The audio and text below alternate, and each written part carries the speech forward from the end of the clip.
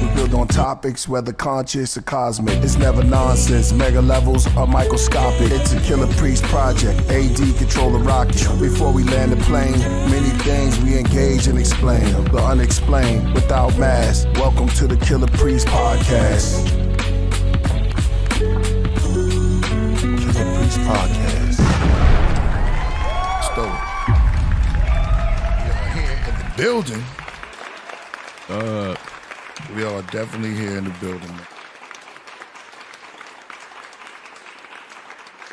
It's a pleasure. It's my pleasure. It's my pleasure. Ah, man. It's so much to unpack. It's going to be a beautiful show today. Can't wait to it, man. It's going to be. I'm telling you, we have some, man, I don't even know how to start this, man. Let's just say, man, as y'all coming in the building, I feel a good energy that's revving up. You know what I mean? That's showing us something different. It's power, a certain type of energy that come every day. You know, people would say, yo, like you working out and sticking to programs, sticking to protein. Yeah, protein. Hey. Oh yeah, that's protocol. Yeah, exactly. Mm-hmm. Yeah. And just being in the zone, staying focused. When you stick to your program and purpose on it, you don't have to chase everything. Just chase your dreams. You chase yourself. And oh man, we've been making more music. We've been making more moves. You know, a lot of music is coming, tours and stuff adding up, and it's gonna be great, man. It's gonna be great. With that, I'm gonna let y'all build in real quick as we get started. Yeah. All right, here we go. Okay. Yeah, welcome to the Killah Priest Podcraft. I am your host, Killah Priest, the Iron Sheik from the Middle East. I'm almost there, so prepare to say peace. And running the rocket is none other than ADA Dizzle. Yeah, what's good? Welcome back. Let's go. And not last, not least, Coach Solo Gems, my side. Peace. What's good, y'all? Loving it, blessing it, and praising it. You know what I mean? Be doing your best selves. Be your best selves. Yes. Today is going to be very special because we're going to have a returning guest. Oh, yeah. Somebody was up here. Yeah, really? Yeah. You know, we've been doing this reunion thing for a minute. Mm-hmm. So everybody be coming back out of the woods. Yeah, man. Everybody coming back. Yo, it's good things too because everybody's on a positive note and doing a thing. And it's good to see the elevation in everybody. That's what it's about. If you ain't growing, you know, what are you doing? You ain't flowing. Hey, we're not here for a long time, but a good time. You know what I'm saying? But we here to show out. We here to show out and do our thing. You know what I mean? Now I'm going to turn to my left and shout out to the craft room. Shout out to the Rocketeers and the Craftsmen. And I want to shout out to our orators and our craftsmen and our orators. What's that? I be going architects. I be zoning out because people are like, yo, what's on? Oh yeah, that tea, yo, some strong tea. Man. Remember this word, Catikins. Shout out to Tuhudima. I see you. Overkill. What's good with you? Ben Frank, what's good? WS Banker, what's the deal? Respect and blessings to you all. You know, today is going to be a beautiful show. We have the great judge, Joe Brown, coming to the show today. So it should be really? Like, wow. Yeah. So what's up? That's what's up. That's dope. Yeah. Yo, shout out to everybody in there, man. Shout out to everybody came last time. Crumb making things happen. You know what I'm saying? So we it's gonna be great, man. A lot of things is happening out in the world today. Where a lot of crazy stuff happened out in the world today. But we remain, say that right. We remain steadfast. Be focused. You Oh, hit me again. We start over here, baby. Let's get it together. Mojito's in the building. Mojito, what's good? Good. Yo, you can't walk over in this. Yo, get out here. Shout out to Mojito, man. Yeah, shout out to Mojito. Shout out to Mojito. Shout out to Mojito. Love the Mojito, man. Yeah, somebody said, yeah, we got the great man. Shout out to From and everybody that's out there, man. Just focus and being elevated, man. You know what I'm saying? A lot of us struggle with trauma bond. You know what I mean? Being trauma and going with doctor. I heard you talk about it, trauma bond and how to loosen that up. You know how you loosen up some screws, and sometimes it takes a little work, a little bit of effort, a little bit of you going in and concentrating on you, looking at that the mirror. But you do it we do it on our own time. Do it on your alone time, your zone time, when you in your focus, and that's what it be. You know, sometimes it be dark days, but you know. We coming into Leo right now. Moon and Leo. Yeah, Moon and Leo. Yeah, the moon is in Leo. You just told me that. Yeah. And when those changing of the seasons, you know, it's like changes of emotions, but we have to use logic above emotions sometimes. You know what I mean? Be in your emotions, keep moving, but use logic sometimes and thinking and putting things in proper perspective. Oh, Solomon, what up? What's good? What's up? That's dope. That was dope. We zoning in. We zoning. Yeah, we zoning. I like. I'm just going light. Yeah, man. But you know, that's definitely true. I agree with all those words you just said. Like, I feel good. Being out here in LA feels nice. You know what I mean?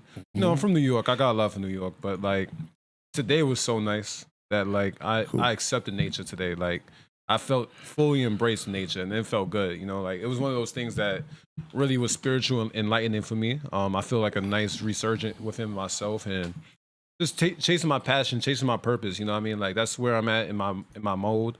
I'm in my zone right now. Like things are working out. You know what I mean? Things are working out, and I'm elevating. That's it. That's all it is. You know. So everybody who's going through something, it's hard to go through it at the moment. You know what I mean? Right. Just interpret yourself. You know what I mean? Look deep within. You know what I mean? You got to go through certain things to accept it. You know, so there's a lot of hard lessons in life. I've been through some hard lessons. My dad's been through some hard lessons. AD's been through hard lessons. Everybody's been through some hard lessons at some point in their life. This damn cat's been through some hard lessons too. Cat was like, "Yo, that cat's giving the hard lessons." It's crazy because I was dead eager. He's like, "What about me?" But yeah, we all been through something, and it's hard to go through it. You know what I mean? But you got to go through it. You know what I mean? You keep navigating around. You got to go through those problems, those traumas that you have with yourself. You know, that's how you get through stuff. That's how you heal yourself, and you'll be able to chase your passion that way. Have purpose. Have reasoning of what you want in this world. You know what I mean? We all desire legacy. We all desire all these bigger things in the world. Go for it. Go for it. You know what I mean? That's all I can say. Go for it. You will find it. You will find it. Trust me.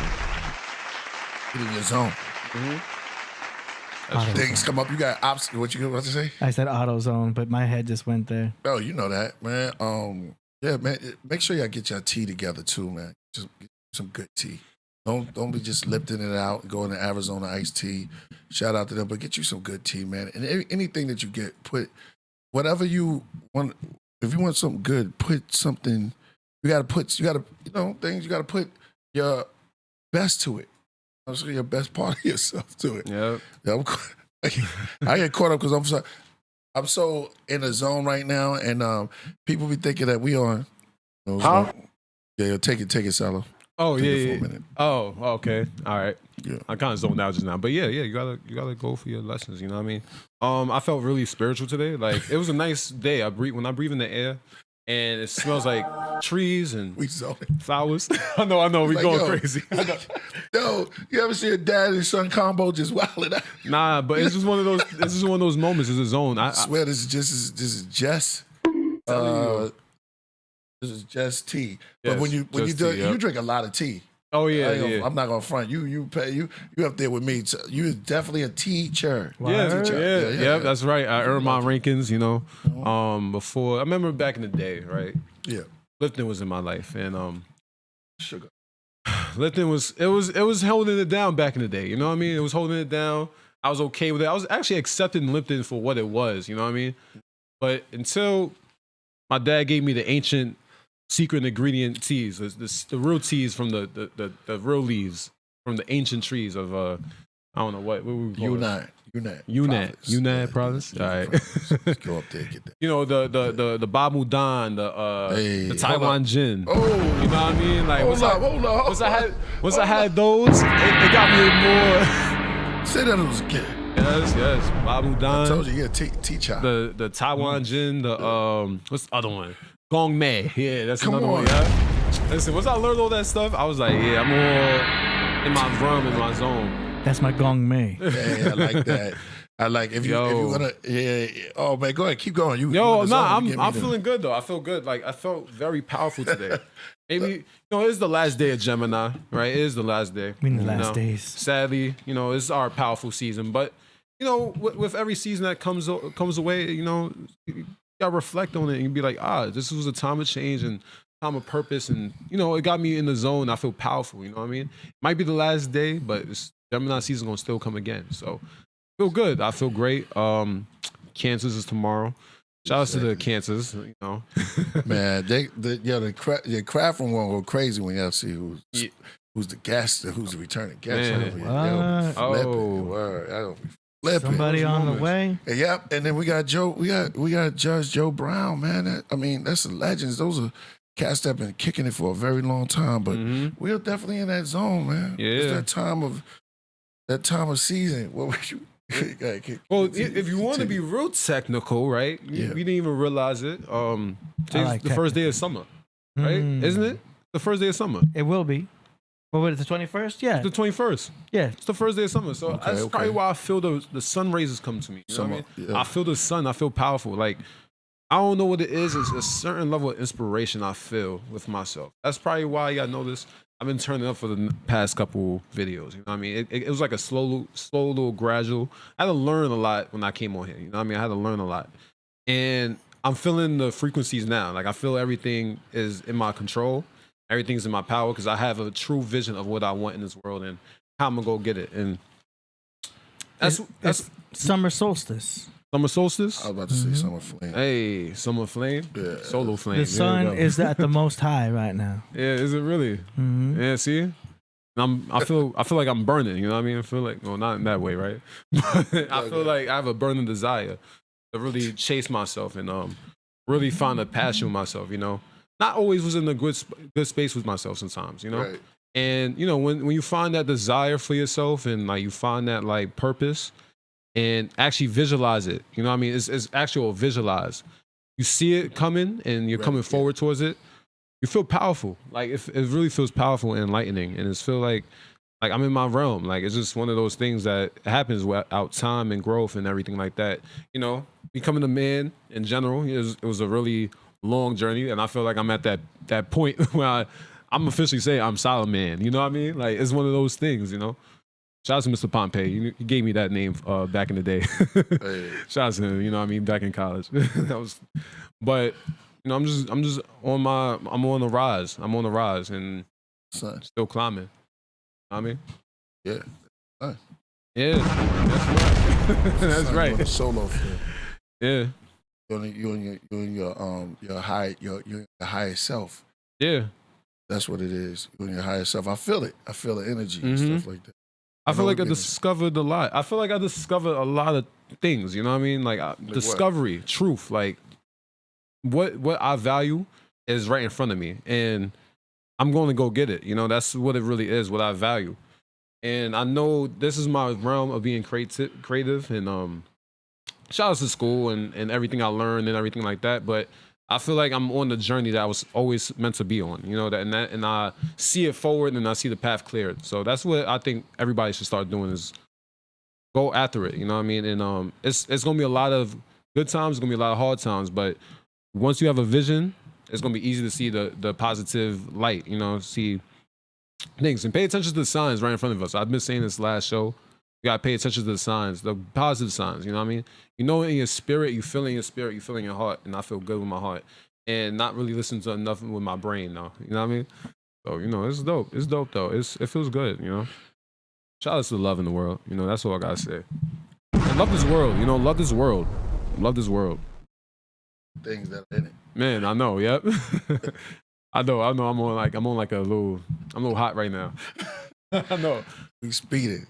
Yeah, I am. Time on some good stuff. Some good time. Make sure you take care of yourself, man. A lot of people, we don't say that enough to each other, and we don't take it in.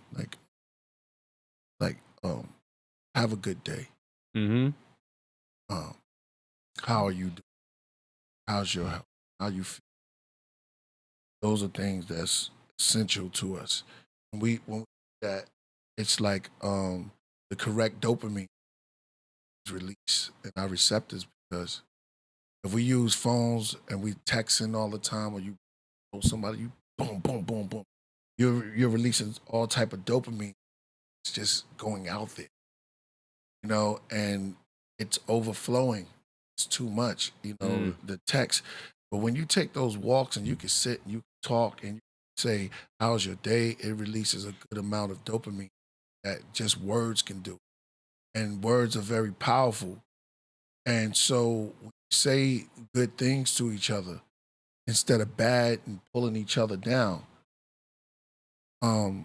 it resonates with a lot, and it make you feel even better. But we don't do that.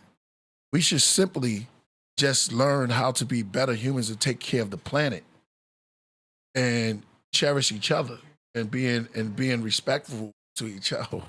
Oh, just came in the building.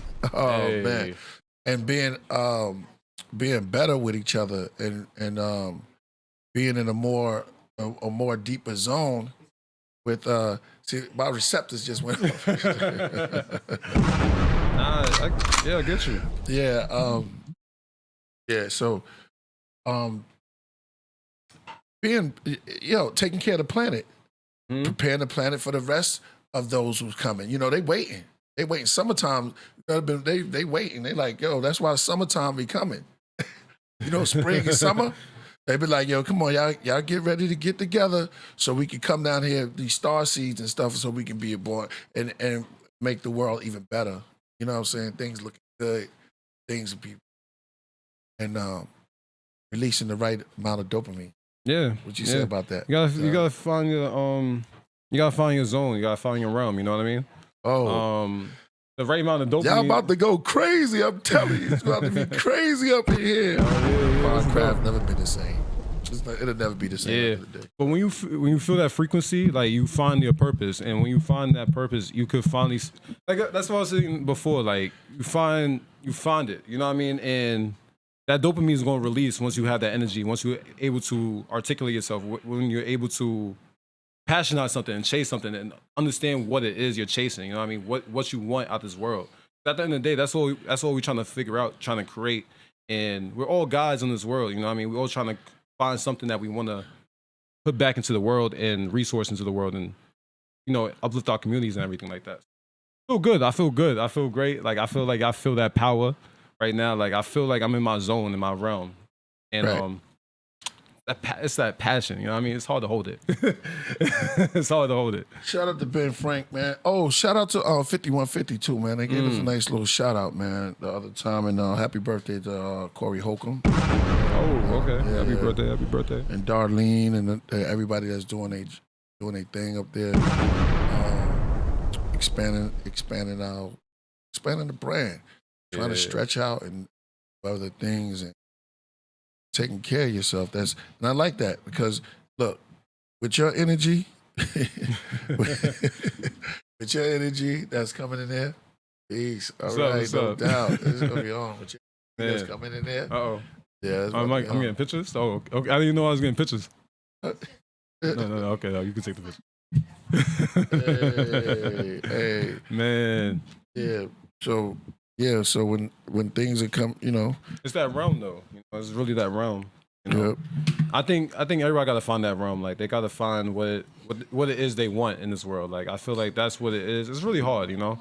And start loving yourself, heal yourself, and get yourself right within what you want to do in the world. You know, so that's what it is. Everybody's trying to find a purpose. Everybody's trying to find something to do in this world. You know, so kind of wild.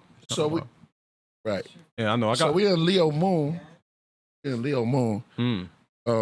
me see when when the judge is ready. But we in Leo Moon. What's that about, AD? It's our emotion signs. Got Leo's coming up in the building. Yeah, Moon's in Leo. There's more fire. Yeah, more fire. Yeah, so the moon is your emotions. It's your inner core. Right. So okay. with I mean, we could wait until Yeah, but later. I'm about to bring up. Yeah. Yeah, it's probably better because Yeah, let me wait. All right, it's better. It's better. Ladies and gentlemen, get ready to get crazy right here. Uh-oh. Tell me when you're ready. All right. I'm Hold about to on, set I'm it off ready right too. now. Coming back to the craft. Uh-oh. Who could that possibly be? Oh, I'm curious. I don't even know. Myeoshe.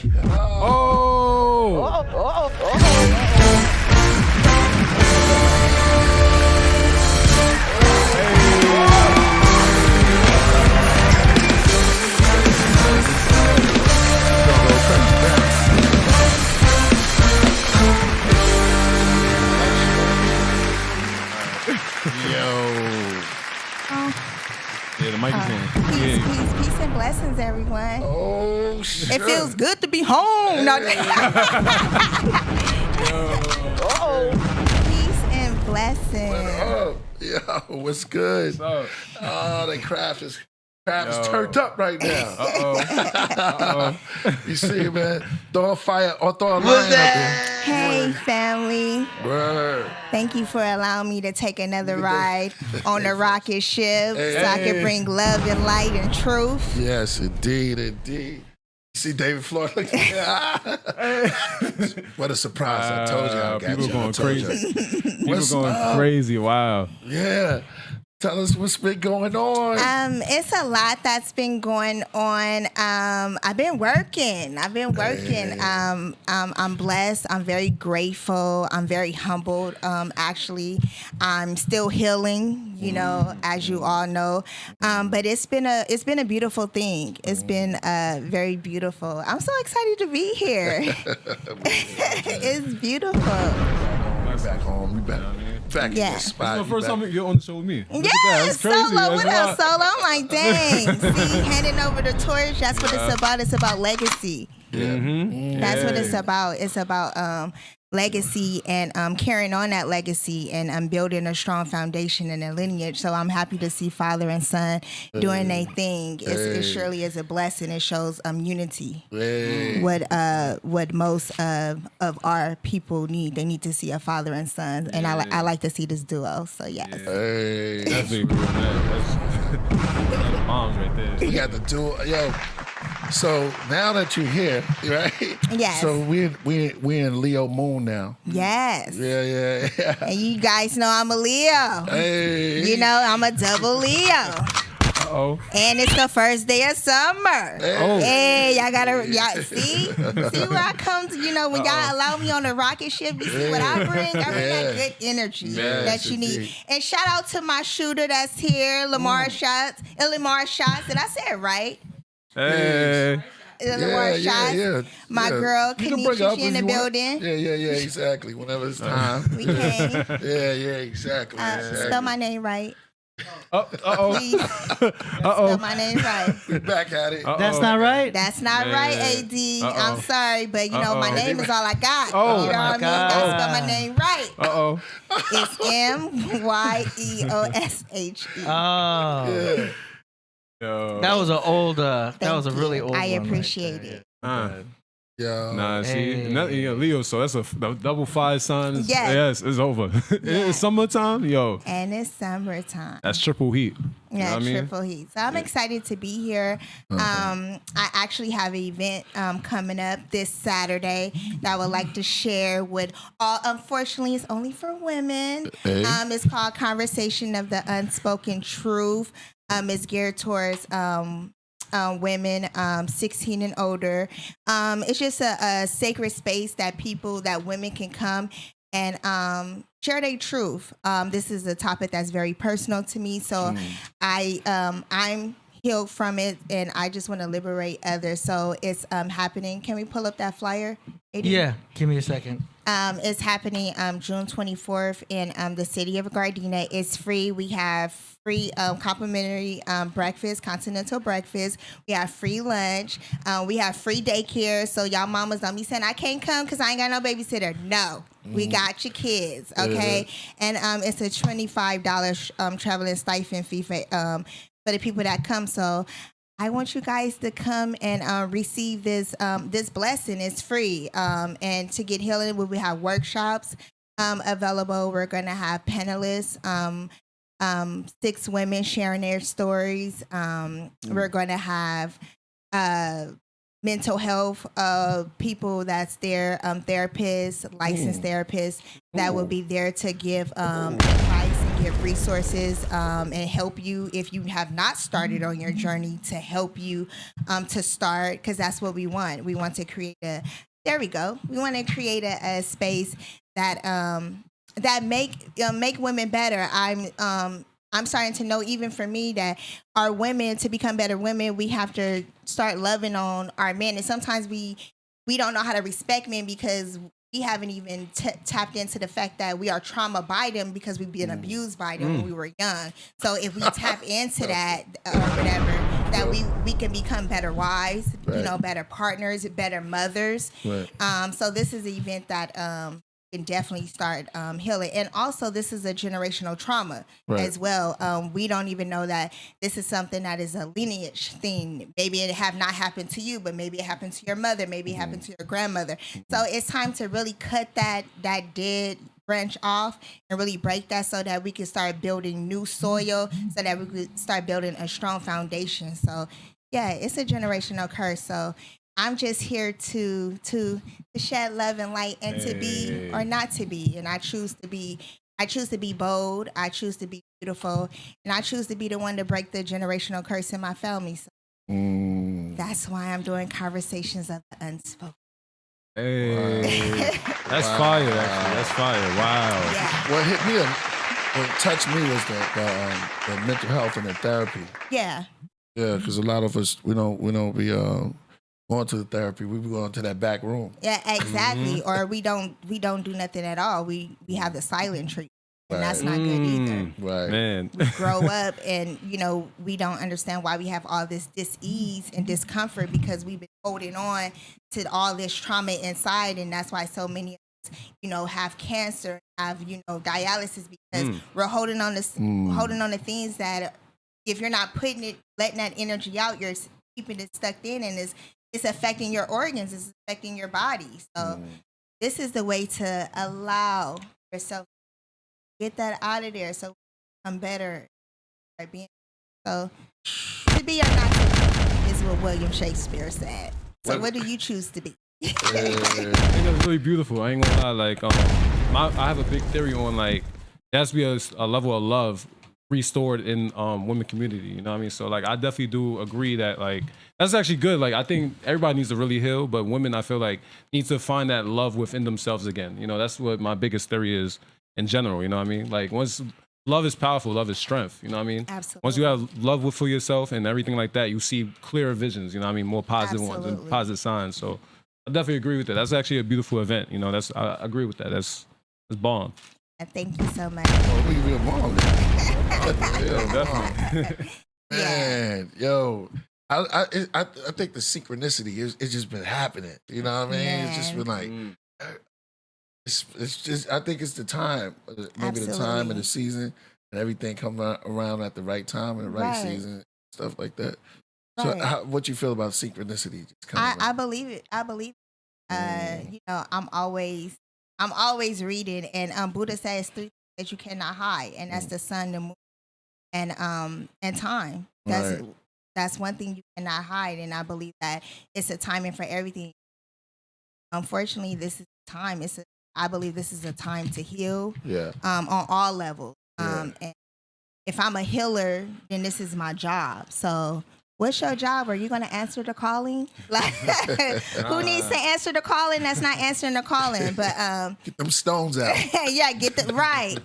You know, who am I What's the knocking hill? on your house? I'm driving through your neighborhood. But I answered the calling, and I don't never speak on nothing that I haven't been through. Like, this is my life. So that's why face is, I am the face. I'm the face for everyone that don't believe themselves, can't stand for themselves. Let me be that one. Carry that burden, carry that cross for you. Able to walk on your own. So I want women to heal. I have a heart for women. I have a passion. I want you guys to heal. So this is my gift. You know, my gift. You guys, it's not about me. It's about you guys and your mental health and your well-being. That's important to me. Hold on. Let me get off. Because I feel like it's, you know, it's my job, my duty, and if I don't do it, you know, I feel like I'm failing. That makes sense. You know, so I answered the call and I gotta do it. Hey. Stay true to their purpose. You know what I mean? That's the truth. You know, Be about purpose. seeing and calling. That's what you gotta do. You gotta bring the message out. You know what I mean? Right. That's dope. That's dope. I'm a big advocate for healing and all that type of stuff. That's bomb. Keeping our health together. And that. So, AD, what do you say about the moon in our moon sign? How's that look, first of all? It looks Hey. good. Thank It's you, getting AD. there once I center it and everything. Yes, Right. thank you. You over Thank there you for concentrating. asking me.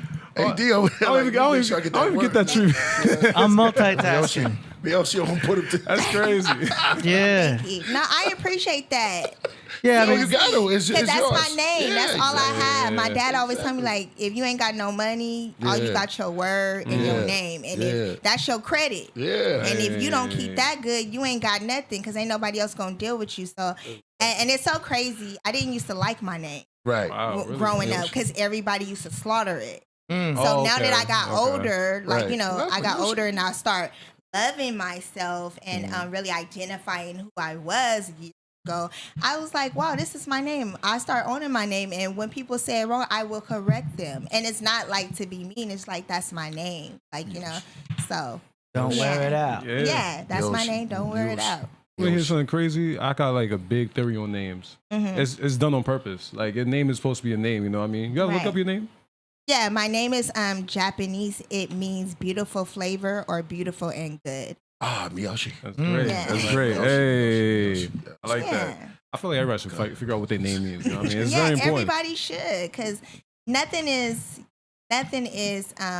what's the word for it? Nothing is By a choice. by instant. Like, you have Yeah. your name for a reason. Reason, Like, right. you know, I have my name for a reason. Like, Yeah. you know, and when I start learning the background of my name, it means like I am beautiful, not like physically inside, and I am good. I bring so I believe everybody should understand their name and the meaning behind it. It's a sense of synchronicity, too. Exactly. And I'm a Leo, so 8 to It's 86, all strange. twos. Yeah. Hey. Everything lines up. Yeah, turn around. And when you start doing the numbers, that's where it starts to freak Man. you out. Because it's like, Man. oh. I can Have you talk to you count about how numbers many all letters day. are in your name? I know, I never thought about that. Yeah, you'll notice. 7. Seven. Completion. Hey, that's dope. Yeah. That's it. Okay. That was a Seven. seven, yo. That was seven, man. Yeah. Ah. Yeah, my name came from the Adriatic Sea, Oh. which is crazy because I'm a water sign. Hey, six. Mm. So I'm just like, ooh, I'm seven. synchronicity. Yeah, See? seven. I'm seven. Mm. Yeah. Adonis. That's AD is Adonis. Adonis? I don't know. I thought it was Adriatic. You 7. From the See? Adriatic Hey, Sea. we got all 7s. Yeah, we getting sevens. Even Oh. Kanisha name is 7. Uh-oh. Hey. Wow, That's crazy. seven. Look at Y'all that. send some love to my girl Kanisha, man. Yeah, shout out Shout out to to my Kanisha. shooter, Illimar Shout Shots. Yeah, Illinois. Illimar Shots. Oh, She out Illimar here. Shots. Lily Amar. Thank you All for right. cursing. Thank you for correcting me. Illimar Shots. Right. We got an extra chair in case she I wants know to we go got on. an extra chair in case she wants to pull up. Say hi. She just Say hi want to to the be a people. shooter. She just want to be a shooter. It's okay. It's all right. It's all right. But yeah, it feels good. Hey, I'm so glad, man. Shout out to everybody that's in there that's seeing this. Thank you for the witnessing love. Thank you for the love, you guys. Love and light right back to you. this. Hey. Gage Beat says Mio shine. Ah, that's exactly. I might run with that one. That's nice. Mio shine. That's something to it. Okay. I can take it. Hold on. I got Judd. We want to get the. Yeah. Nah, that's fire though. That's fire. Like, Okay. back to the names real quick. Like, Yeah. I was like, I was on the phone conversation with my mom, and I was telling her like, yo, a lot of things are done like on purpose in a way. Like your name, like you don't know how the person's gonna turn out when they name you, right? Like it's honestly wild, right? Like so. People say, you know, I'm wise and all this type of stuff, but you don't know if I'm turning out like that. I'm peaceful and all that. Right. But like my dad didn't know that. He didn't know how it was gonna come out. I could have been very vengeful. I could have been very evil spirit. You know what I mean? Right. Like it's wild, but a lot of things are done on purpose. Like when I look up the names, it reflects on the person. It actually reflects on the energy. So it's actually wild that like that all coexists. You know? That's true. And it's crazy. Your birthday for a purpose. It's wild. I don't know. Like I don't know. That's why I feel like it's really true to who you are. Like you gotta stay true to who you are and find true definition to your birthday. Find true destination through your signs and your name. You know what I mean? Everything happens on purpose. You know what I mean? And I feel like that could help people find who they are. You know, so that's the real truth. You know? Hey, y'all got a real y'all got Solo over here speaking game. Yeah. Chris Solo, and He been doing that. And Solomon, you know, that was a man that was full of wisdom, full of knowledge. You know, Talk to him. You know, God asked him, you know, what do you want? I give you everything, and he was like, man, I don't even need all that. Just wisdom and knowledge and know how to maneuver life. So. Yeah. Wow, So he saw powerful Shiva. So you're right. Unfortunately, you know. Man. But, She out there, right? Is she out there? Yeah. But yeah, Man. but you She have is that. banging. You have that energy full of with knowledge. Yeah. So Appreciate that. Everything. Man, yo. everything's kind of like how you said. Yeah. To thy own self be true. To be or not to be. I was reading something about William Shakespeare, and one of his things was that how did he come up to be or not to be? That he woke up one day and just decided. Always a decision to make, and then that's why I was like, wow, I'm gonna start waking up every morning. Right. You know, William, to be right? great. You know, to be determined. You know, to be the first millionaire in my family. Like I'm gonna choose to be, not, you know. Not to be, you know what I mean? They're not to be. Hey, I got some words for you guys. You know, we could go to church today. I feel good. That's you know, good. I'm in Well, my. take us. I'm in my mood. I'm in my zone. Hey. Pocket. Yeah, that's the Man. Hit the pocket. super chat if y'all have a question. for Yeah, me. hit the super chat. If y'all got a question. I miss y'all. I'm on this rocket ship. Y'all dizzling and dazzling over here. Man, yo. It's crazy. You know what's What's crazy that? is too, because my mom's my all Earth is a Leo. So when she transitioned into the celestial realm with the ancestors, then boom, we end up, you know what I'm saying? And I was like, wow, like the hummingbirds, you know what I mean? So it's just like that was dope. Exactly. And so synchronicity is synchronicity is really real. Yeah. It's really real. It's like, you know, I met you at a time where, you know, I just lost both my parents, and not even knowing it, I was like low key preparing you, or kind of, you know, sort of, and then boom, you know, that happened. That's we can't right. talk about that. But you know, one thing I will say about you know, my ancestors, because they are on the other side, you know, rooting for me, so tread lightly out there. But I will say, now that what helped me in my grief, since Priest done brought it up, now I'm tapped in. I see my parents. I see my parents and other people, if that makes, you know, if that makes sense. I literally had an experience over the weekend where I see my mother. Oh wow. Yeah. I'm just gonna share it because I like to, you know, share my story. So Sunday, me and my guy, we had went to the beach and let go balloons for Father's Day. Both our parents passed away. So afterwards, we had went to Vaughn's, and I was in line. This lady just came up to me, and she didn't look just like my mom, but she had the similarities of my mother, the reddish hair, the face, or whatever. And my mom always complimented me on the way I dressed. And she just came up to me out of nowhere, and she was like, "Where you get your shoes from?" And I was like, "From March." She was like, "Oh, I love that heel. I love that heel." And that's something my mom would say. And she would be like, "I'm going to give me some tomorrow." And she was like, "Oh, I love that heel. I love that heel on you." And I was like, "Thank you so much." When she walked away, something told me in my spirit to look at her or whatever.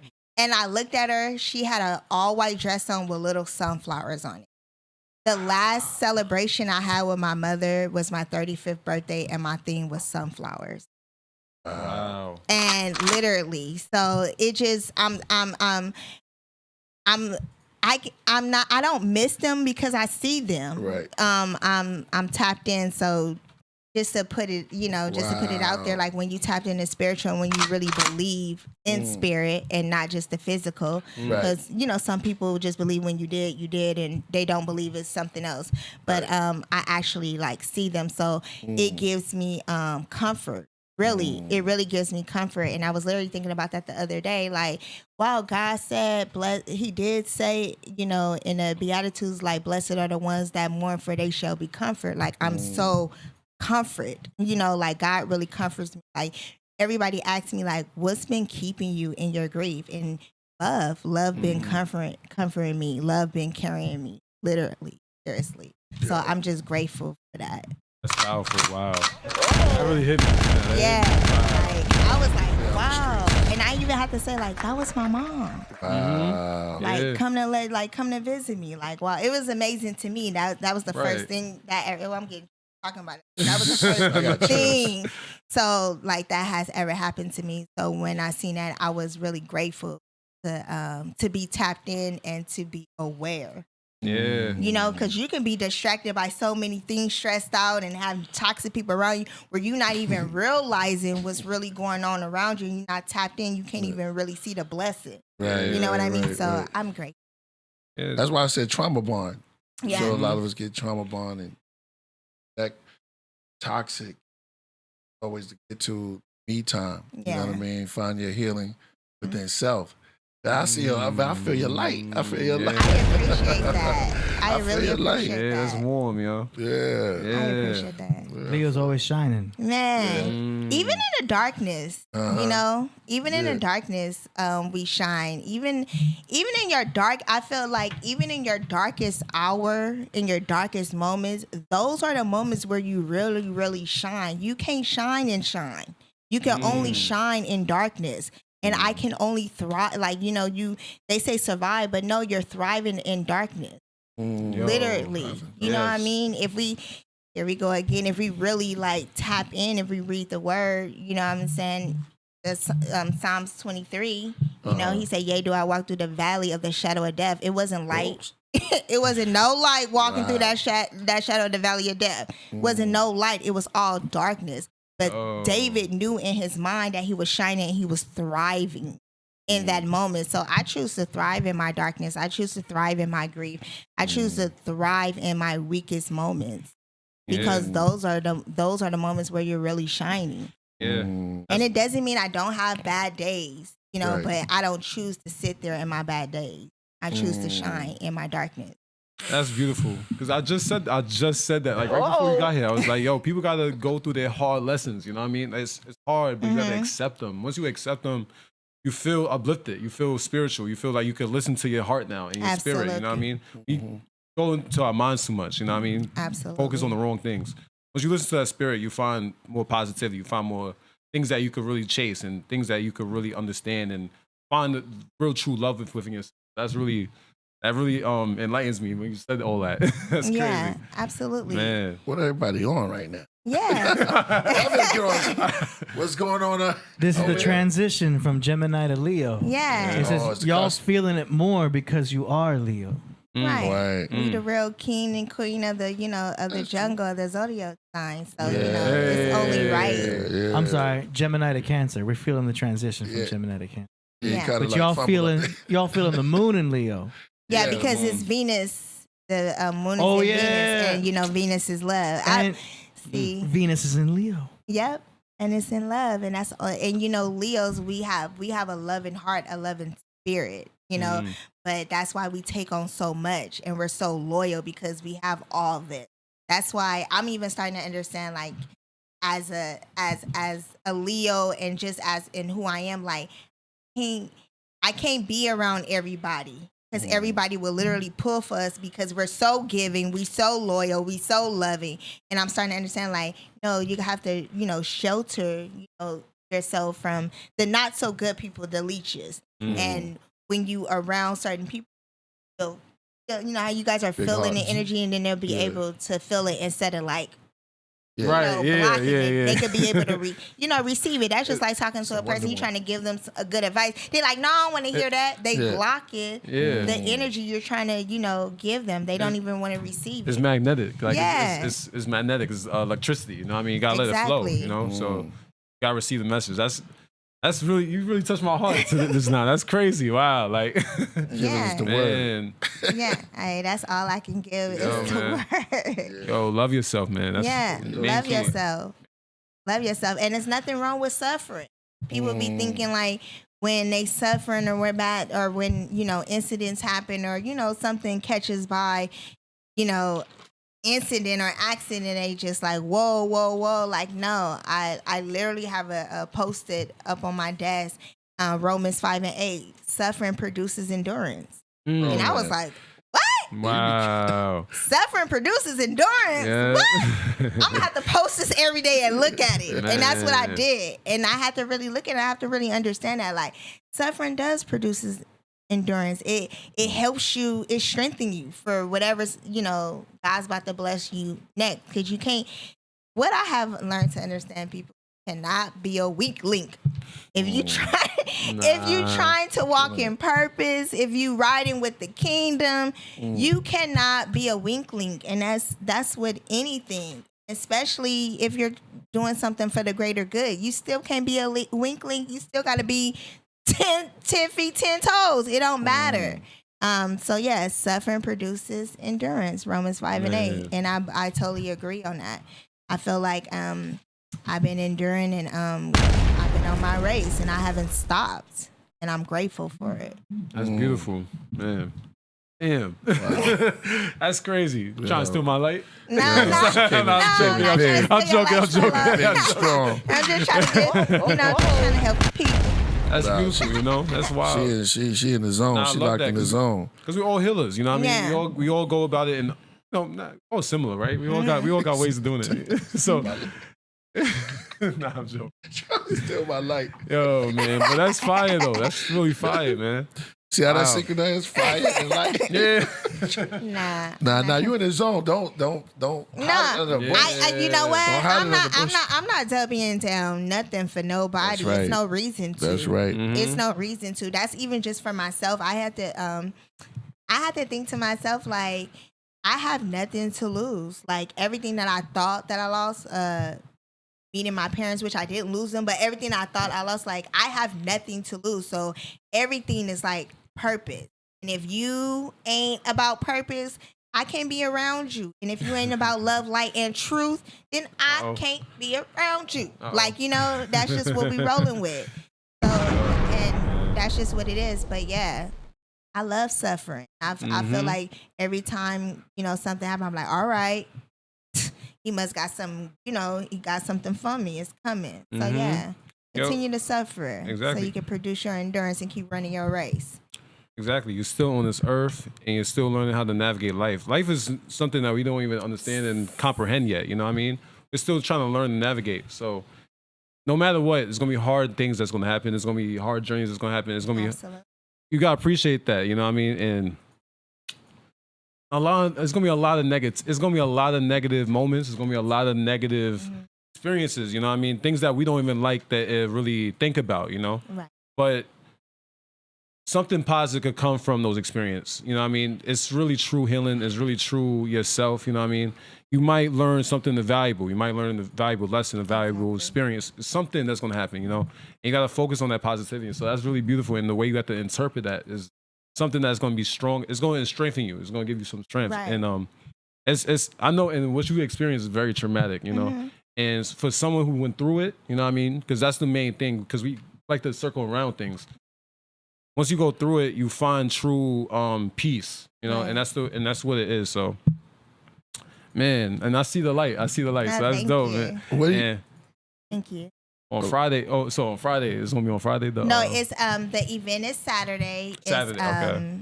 June 24th at the Nawaka Center in the city of Gardena. Please come out and get this healing, get revived. start on your journey if you haven't.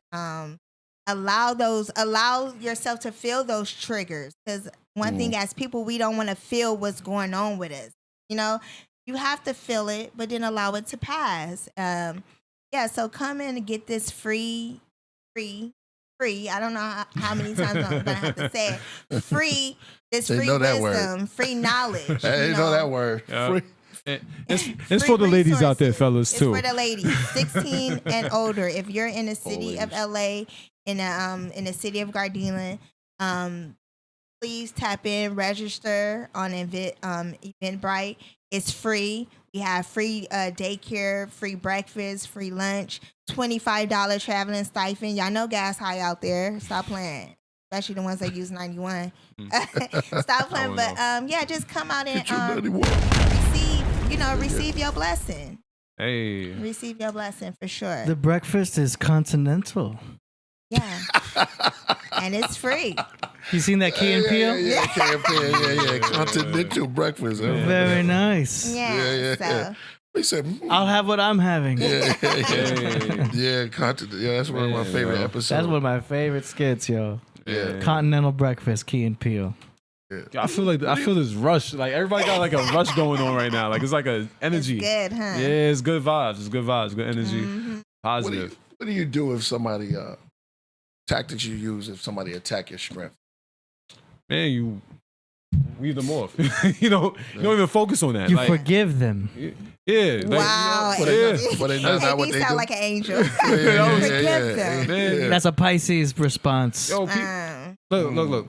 Never focus on somebody else's insecurities. Yeah. You know what I mean? If they pointing something at you and trying to attack you, try to put you down, that's their own insecurities that they got to go through and they got to work on. So don't even focus on that. That's like, you know what I mean? Be your best self at the end of the day. Don't worry about nobody else's insecurities. Because a lot of people going to be negative about something. Somebody's going to try to interpret something that you don't even say. Right. That's not something you should focus on. You got to focus on yourself. You know what I mean? Absolutely. So I totally I'd be negative on that. Right. 100%. I wouldn't even acknowledge the negativity. I'm even starting to understand, like, what's the point of even acknowledging it? Because even if I acknowledge it, I'm still giving some type of power to it. So if I ignore it, it's gonna die. My dad always told me, Mickey, what don't grow must go. You know, Your nickname Mickey? Yeah, he called me Mickey. Mick, you know, what don't grow must go. And I choose not to respond or even, give even an emotion. Right. You get what I'm saying? To a negativity. Right. Exactly. No more emotion, no more response, because it's going to automatically die. It's like having a child. It's like having a child and, the child is throwing a tantrum. Eventually, it's going to stop. Yep. Like, eventually, it's going to stop if you just ignore them for whatever the reason. And I just feel like that's how negativity is, like a tantrum. Yeah. And I choose to not even respond or give any emotion to it. And it's going to die immediately because nothing is life. Yeah, you gotta put the mirror back on them. You know what I mean? Like, look at yourself. You know what I mean? You're acting like a child. Like it's like you said, like it's emotion. It's like if you can't heal from childish thoughts, like how can I even take you serious as a person? We all grown. You know what I mean? We all got to go through something. You know what I mean? Like, don't project negative stuff on me. And I don't feed into like negative energy anyway. It's like it's pointless. I feed into what is positive and what's real. So. Right.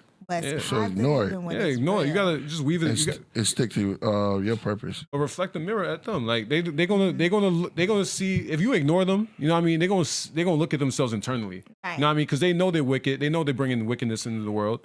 Let them see themselves for who they are. You know what I mean? That's really what it is. They show you who they are at the end of the day. If they insult you, they look like the enemy. That's the real truth. If they insult you, you look at them and be like, "Are you okay?" Do you know what I mean? Because then you just put the spotlight on them. And I wouldn't even give them that energy, but that's something positive for AD. That's what AD would do. But that's that Pisces, that nonchalant. It's the loving energy. Though. I drove my exes crazy because of that. Because we started dating, right? And they'd be like, "Yo, I like that you're so calm and chill and you never get mad." 6 months later, they hate me.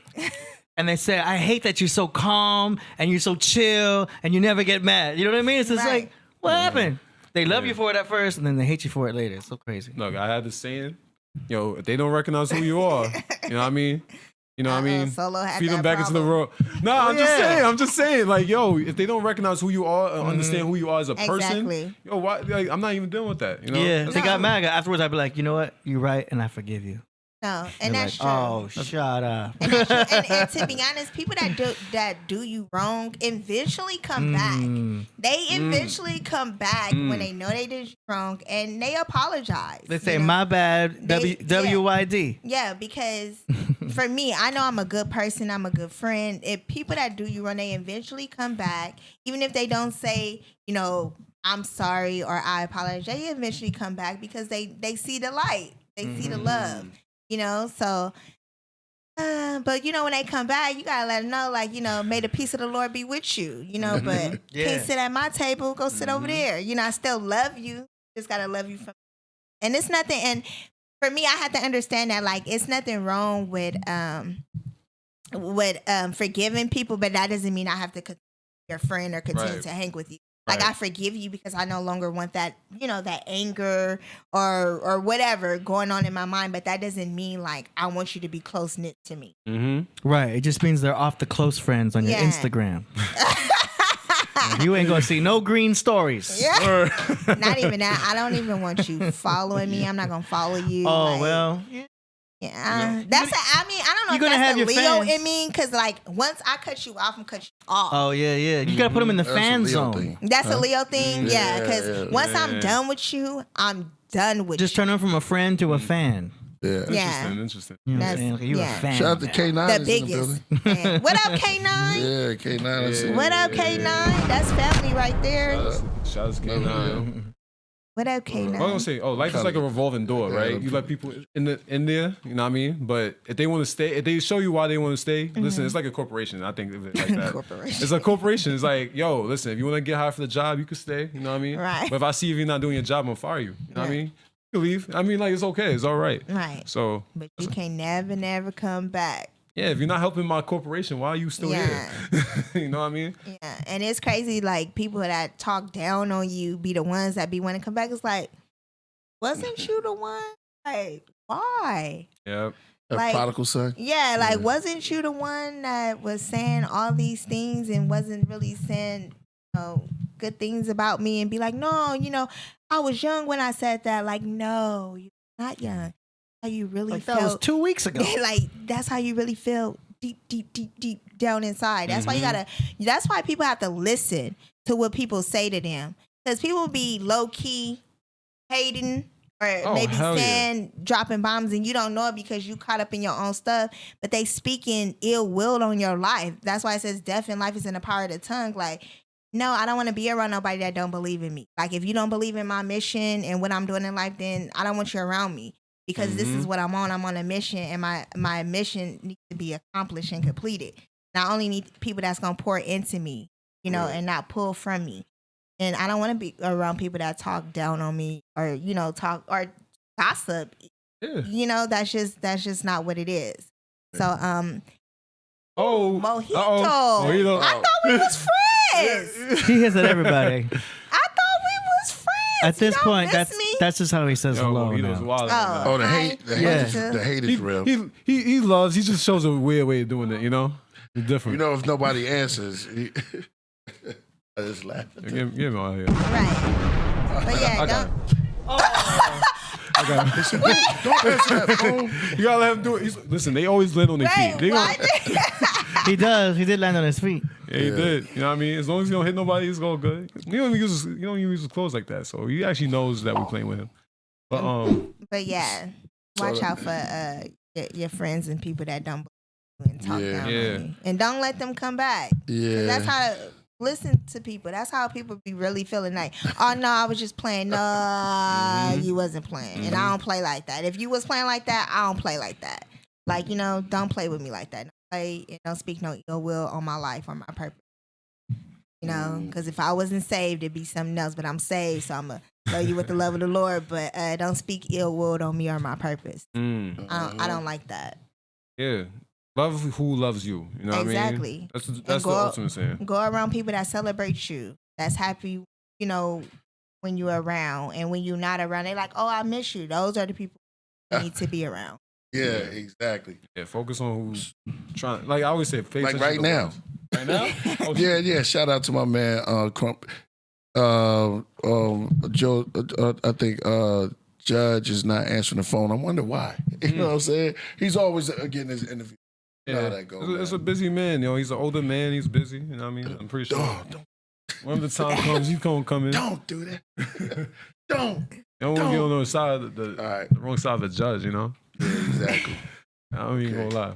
Everything's good though. Everything's fine. Yeah, everything. Everything's good. Okay. Yeah, Okay. hell yeah. Man. Is he missing or is it just hearsay? Yeah, it's all great. Yeah, all the ministers. Man. Yeah. Oh, it's good Yeah. seeing you, Myeoshe. It's good seeing you. Yeah, thank you. I'm happy to be here. I'm happy. Thank you for problem. allowing me to come on and like I said, bring love, light, and truth, and hopefully, some razzle dazzle, some unicorns will come out after I leave and do some magic. Hey. But no, for real. For me to say what's happening June 24th at the New Walk, right? Thank you. At the New Walker Center in the city of Gardena, Conversations of the Unspoken Truth. Please come out. Come out. It's free breakfast, free lunch, free daycare, and $25 travel stipend for anyone needs gas money or needs whatever they need. Yeah, that's what you got. Register at I think you Eventbrite. got them with that continental breakfast. Right. Make sure you register on Invent Bright. But yeah, thank you. I appreciate it. And it's always good to be on a rocket ship and be in space and really tap into the galaxies and the stars and the universe, It's always a pleasure. So I'm very grateful. Shout out to you guys. It's good to see you guys, that you guys are still standing, still strong. I love it. I love it. Shout out to Ceaseless. Oh, you got to play that? No, I was going to do a little. Yeah, make sure you. Oh, we got my man. We have some other cats coming through. It's gonna really? be good. Yeah, Oh, it's do? gonna Okay. be good. It's gonna be Interesting. good. Okay. I can imagine the energy that's put out. Some people put out energy just to be like, nah, man, we don't, we can't have things that happen. But you know what? That's why when you focus and you in your zone, you don't have to worry because it come to you. Yeah. You don't got to chase it. Things that come to you when you're in your Effortlessly. zone. Yeah. That's how my life is. Effortlessly. Hey, Yeah, it's let's good. go. It's good. Man, yo. This is great energy. Yeah, keep This is Yeah. great energy. It's been I a while. love it. It's been a while since we felt some good energy. It's also because we're all getting more sunlight. You know what I mean? Yeah. Right. We're getting a lot more vitamin D3 right there. It's a nice day today.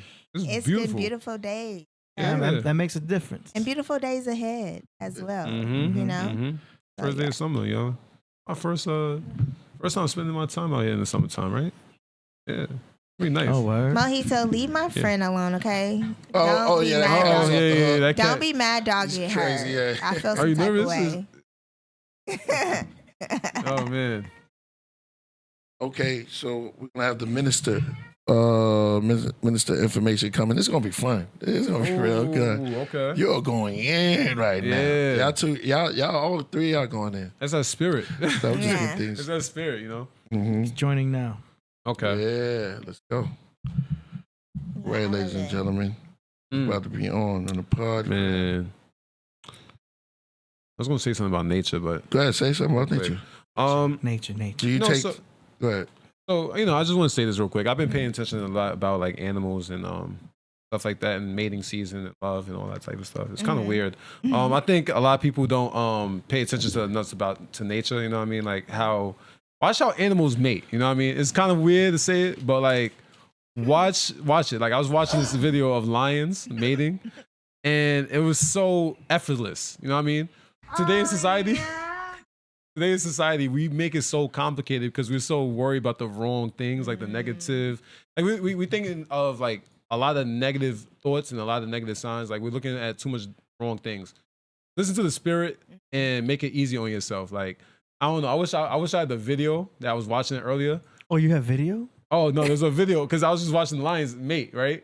It was very effortless. Yeah, obviously what happened. The lions was having sex and you know what I mean? It was very straight to the point. Affection, sex, female does what she does. You know what I mean? Lays down her back. And with this, yeah, it was a lion and lioness. I would like. Yeah, maybe I can send it real quick to. I had the video and I was watching it earlier. I don't know if we got time. We got time. What is it? Oh, make it. Oh, it's 2 lions too. Hey, listen, the Leo's up in the building, yo. Yeah, I mean, yeah. See, look at that. You got 2 Leos. Look, watch. Watch this. Hold on. I'm gonna send it right to AD. Synchronicity. I said. Happened. Yeah. Could have been 2 seahorses. Nah, but it was random. I did see lions though. I ain't gonna lie. It's kind of crazy, but I had this theory. It was like a real big theory for me. Like I was like, we make it so complicated how to mate nowadays in relationships in human beings now that like when I watch the lions, first of all, I normally look at birds in general, like the scenery, but I looked up mating. I just looked up mating, and lions is the first thing that popped up, and it was very quick, straight to the point, and it was. I don't know. I interpreted it a lot differently. Nah, you AD, you got the video? Yeah, it's on. Solo. Yeah.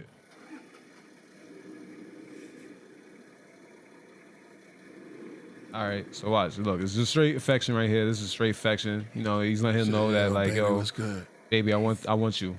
All right, bet. Okay, let's go. Look. That ass. Watch. See, look. And he knows it too. Look. So simple and so quick to the point. Watch this. All right, baby, lay down. I never. Sweet love. Bit on the neck real quick. Give it a little passion.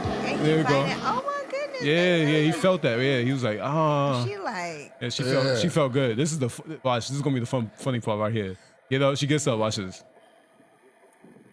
Boom. She rocked the world just now. Oh. Tired. Yeah, she's tired. She ready for those feel me the the cells are getting to the A right now. I think I think she was trying to make sure that she was pregnant. You know, out there they got she rolling over to make sure sperm hit the egg or something like. That's what I think she was rocking. Yeah, man. That was, straight to the point. Damn, I put the background. Oh, he's there. All right. Peace. Peace to God. Oh, peace. Is this Crip Jesus? Peace to the family. Oh, What's up? Oh, What's man, good? it's such a blessing to be here.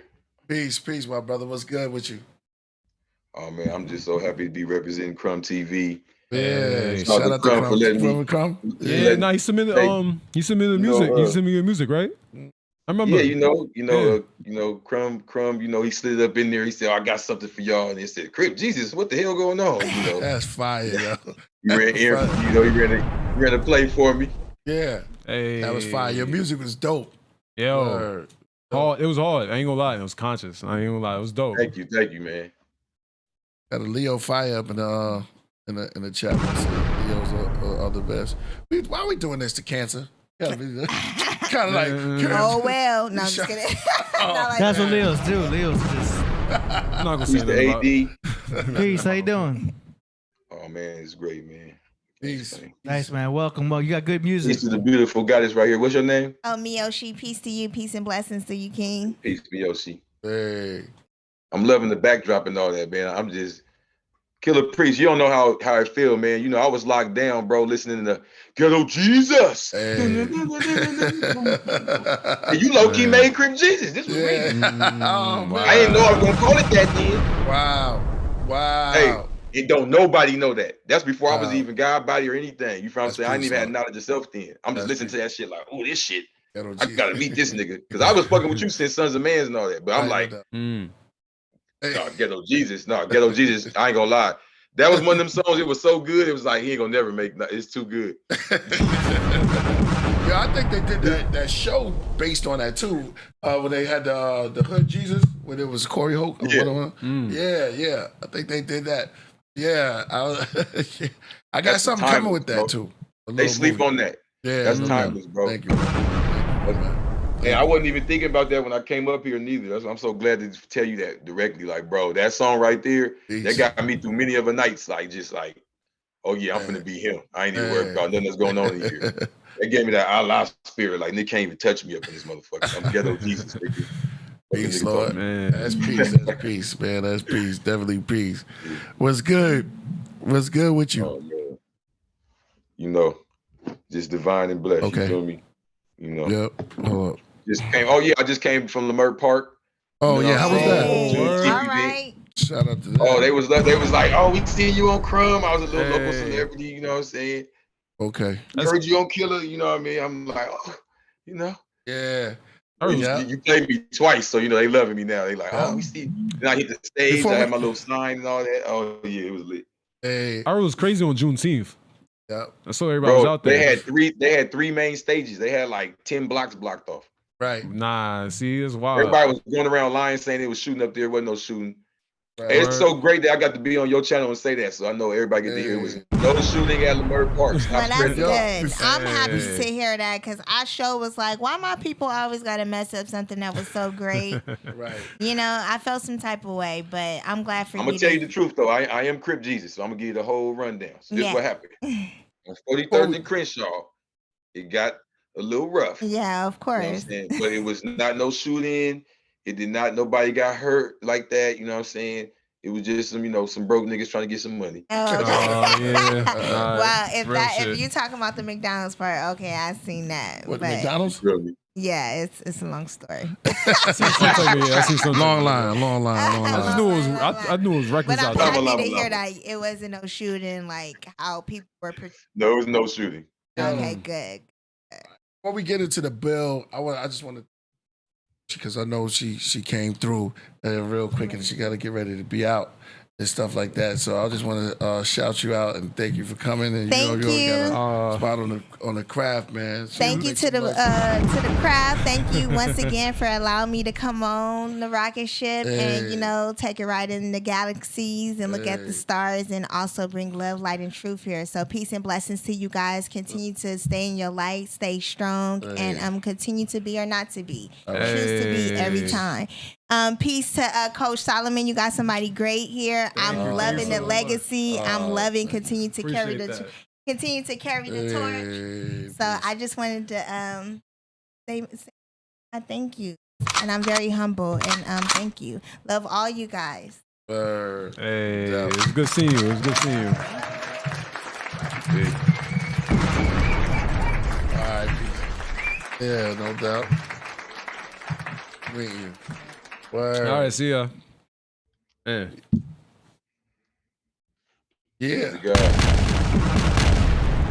Ladies and gentlemen, Myeoshe. Word. Came through. Word. Yes. Crip Jesus, what's good? Talk to us. Oh, man. So, Juneteenth just passed, and there's a lot of discrepancy.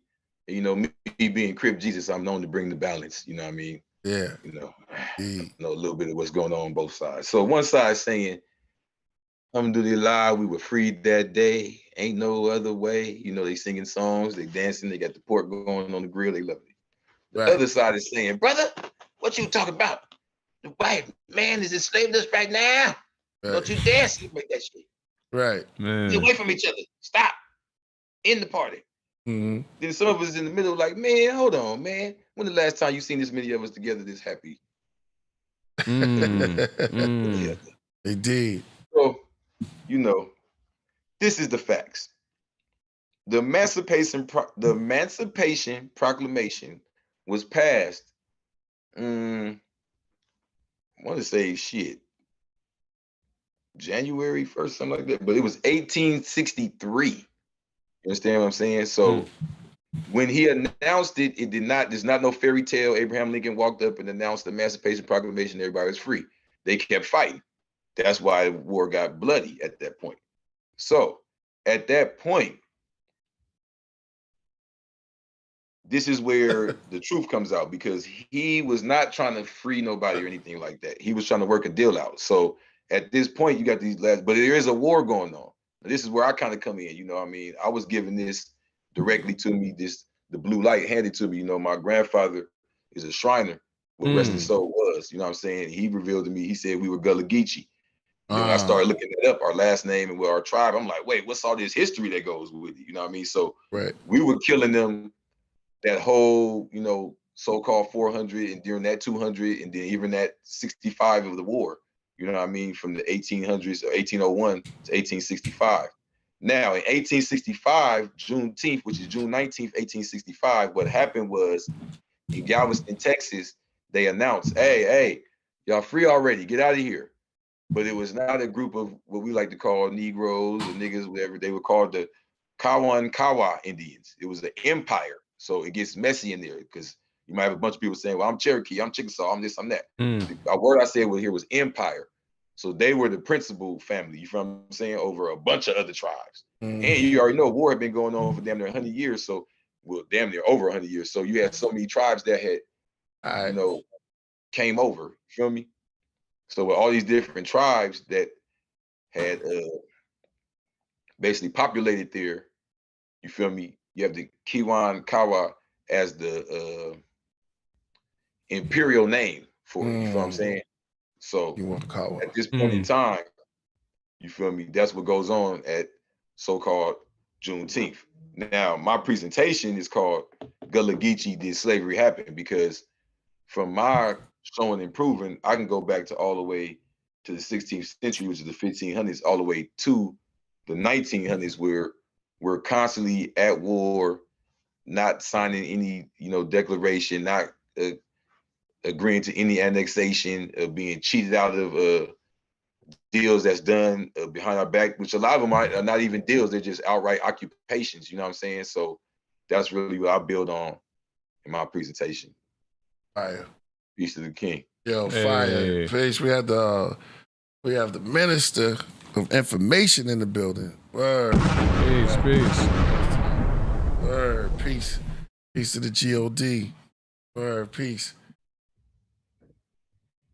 How you doing? I don't think can you hear us?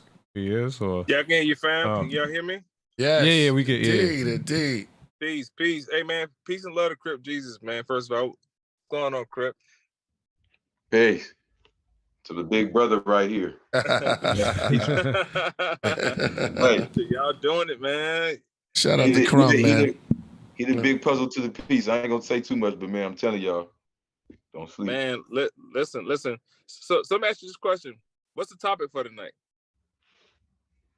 Well, you told me to bring up the piece, did slavery happen? I think just really Juneteenth being involved and you here, I think that's just an automatic breakdown, you feel me? I mean, like, first of all, shouts out to Crumb TV, man. Crumb TV Network, the whole bill, whatever the case is, and peace and love, Killah Priest. You know, this is always the honor to come on the platform. You ain't got no crazy females up here, do you, Priest? You no, no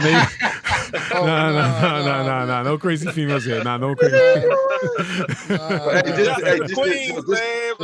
Just so y'all on one accord, I was talking about the Kawa Nation. It's just revealing them that's the actuality of what happened, you know, on June 19th, 1865. That it was not a group of so-called Negroes. It was, like, this is not even hidden information if you got the name. You feel what I'm saying? It's the Kawa Empire, meaning that it was a coalition of many nations, you know what I'm saying, there that have been fighting back. And this is 2 years after the Emancipation Proclamation.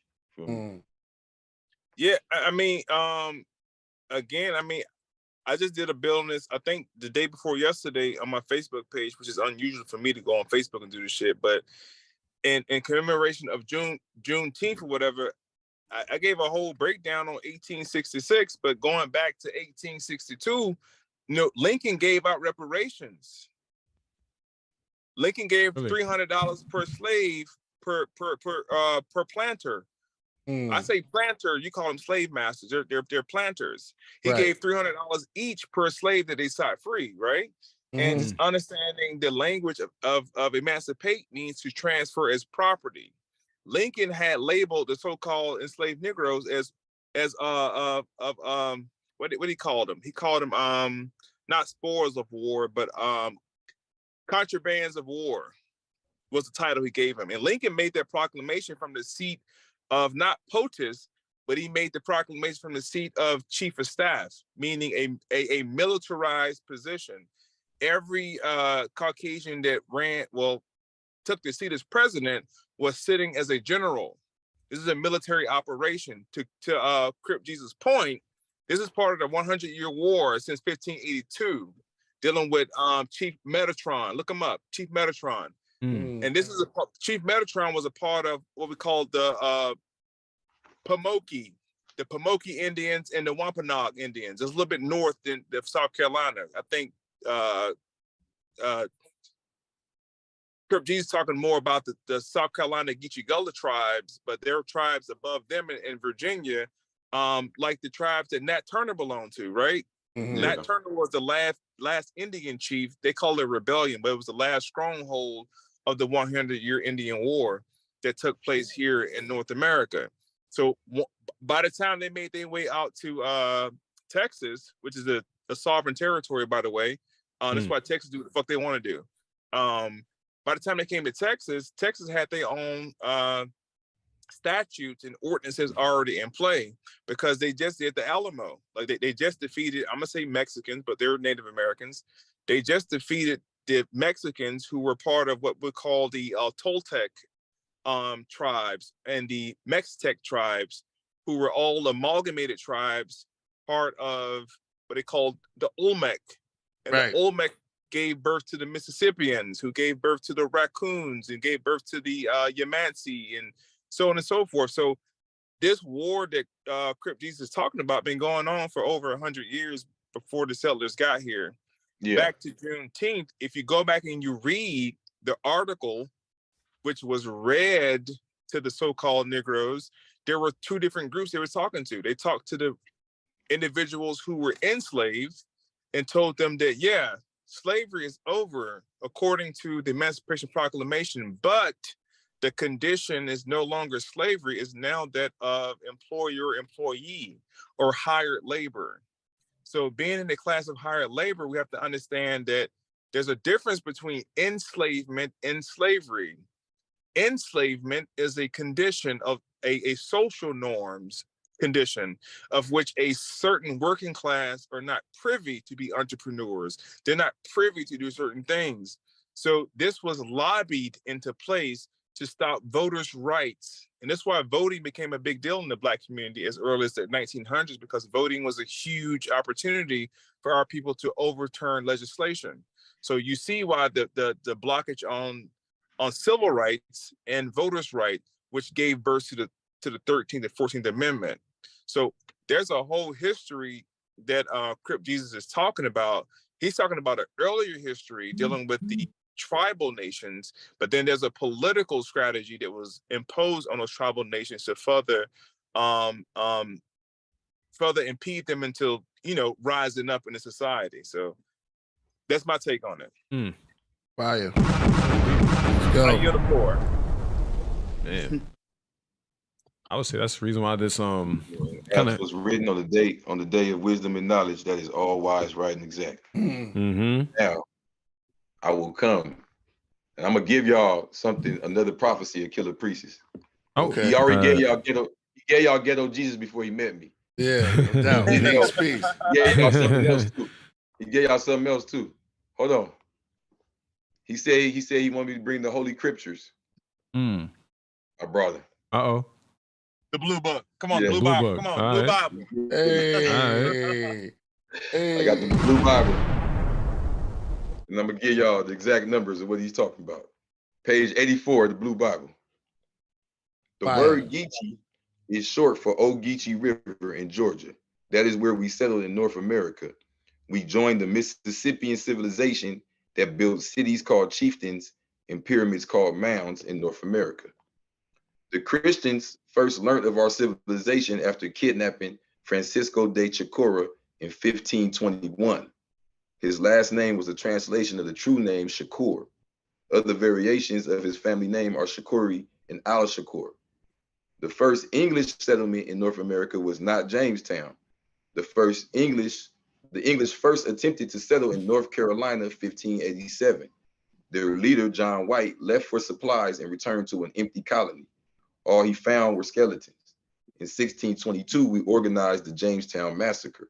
We murdered about 400 and would have been more if a snitch didn't warn them. In 1715, we organized a massacre in South Carolina that turned into an all-out jihad called the Yamasee War. It lasted until our largest nations, the Cherokee and the Creek, fell into a civil war following a meeting that turned into the Tougaloo Massacre. The families captured during all of these Indian wars became part of the Indian slave trade. They were shipped out of North America to Europe and Africa. They were also mixed with other captives imported from Africa and Europe. You understand what I'm saying? And that's just a few of the Holy Scriptures. You feel what I'm saying? Now, hold on. I'm gonna give y'all the Gullah Geechee now, though. The Pilgrims captives did not accept slavery. They freed themselves in a series of battles called the Gullah Wars. They began in 1739 when 20 rebels broke into a gun shop, stole weapons, and murdered the shopkeepers. They were part of a society of dangerous families named Gullah Geechee. Their territory went from Jacksonville, North Carolina to Jacksonville, Florida, like the brother said.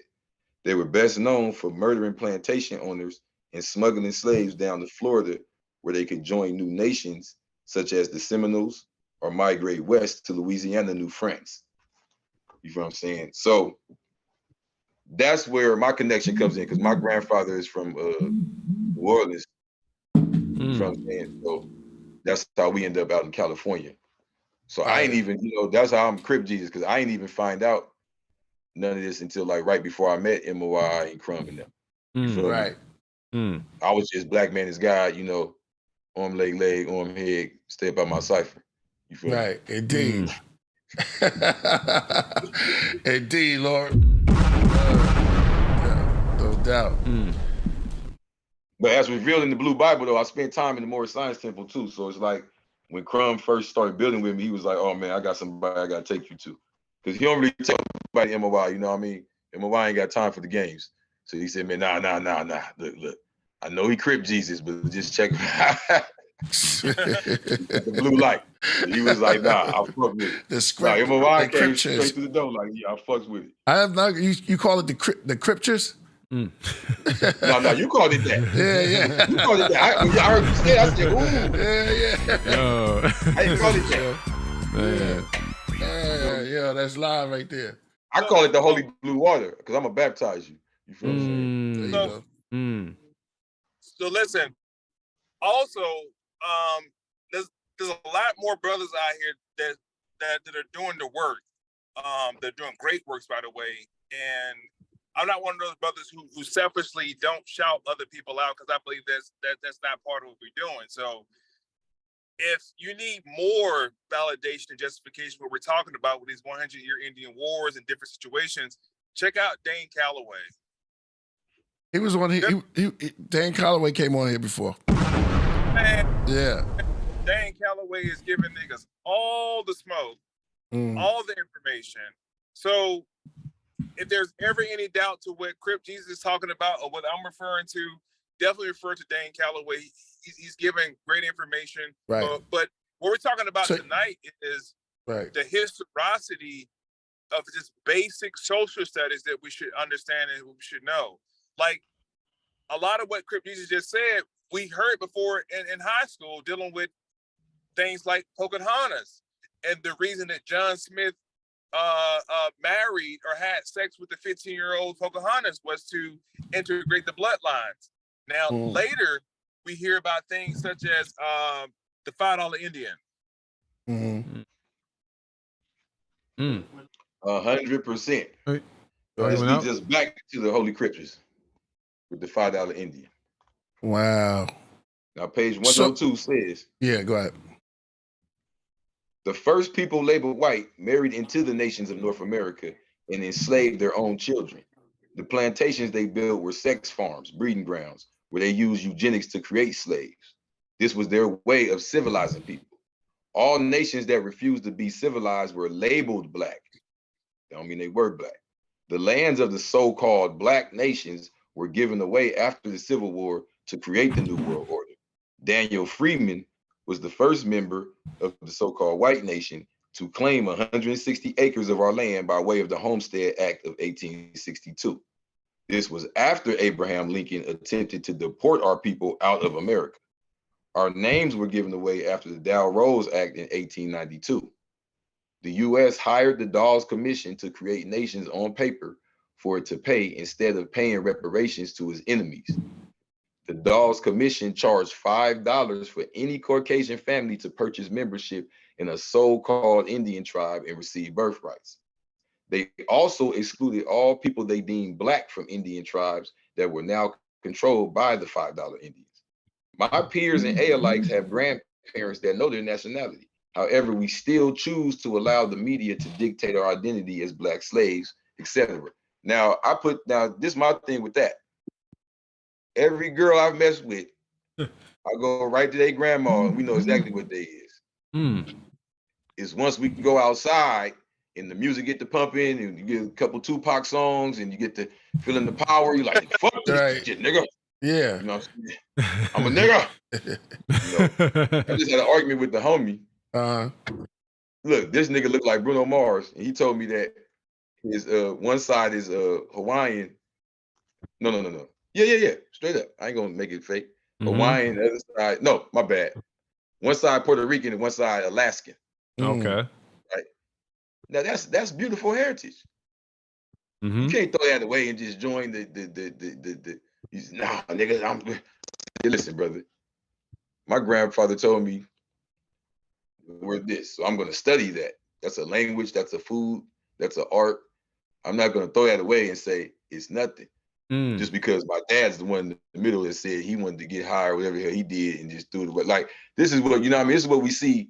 I see a common breakdown from about 65 to 95 of just like denial, you know, because, and if you look at the school system at that time, you know, look what was going on. Do you feel that we were already here? Oh, we've been here. We've been here. Let me chime in one time, Crip. Like, there never was a time we was not here. Black man came with the planet, woman came with the man. Who taught you different? We always been here. There never was a time we was not here. So how do we thinking that we were not already here? Can you hear me? Yeah, I'm listening. Yeah, we are. Okay, so like, we have to rid ourselves of this psychoneurosis of thinking that we came on a couple of schooners or what they call merchant ships. We always been in North America. You only know about people like the Cherokee or the Choctaw or the Blackfoot, but when you start looking real close at the Geechee Gullah and the Miamians and the Seminoles and the Pamunkey and the who else? The Yamasee, the Yomacraw, and you go back and you deal with the woodland era and you deal with the different eras of North America that people were already living here. Monk's Mound. In fact, I make this point and I'll close that the pyramid on the back of a dollar bill is the mound. That's why the top is flat. That's called a truncated pyramid. That's not a pyramid in Egypt.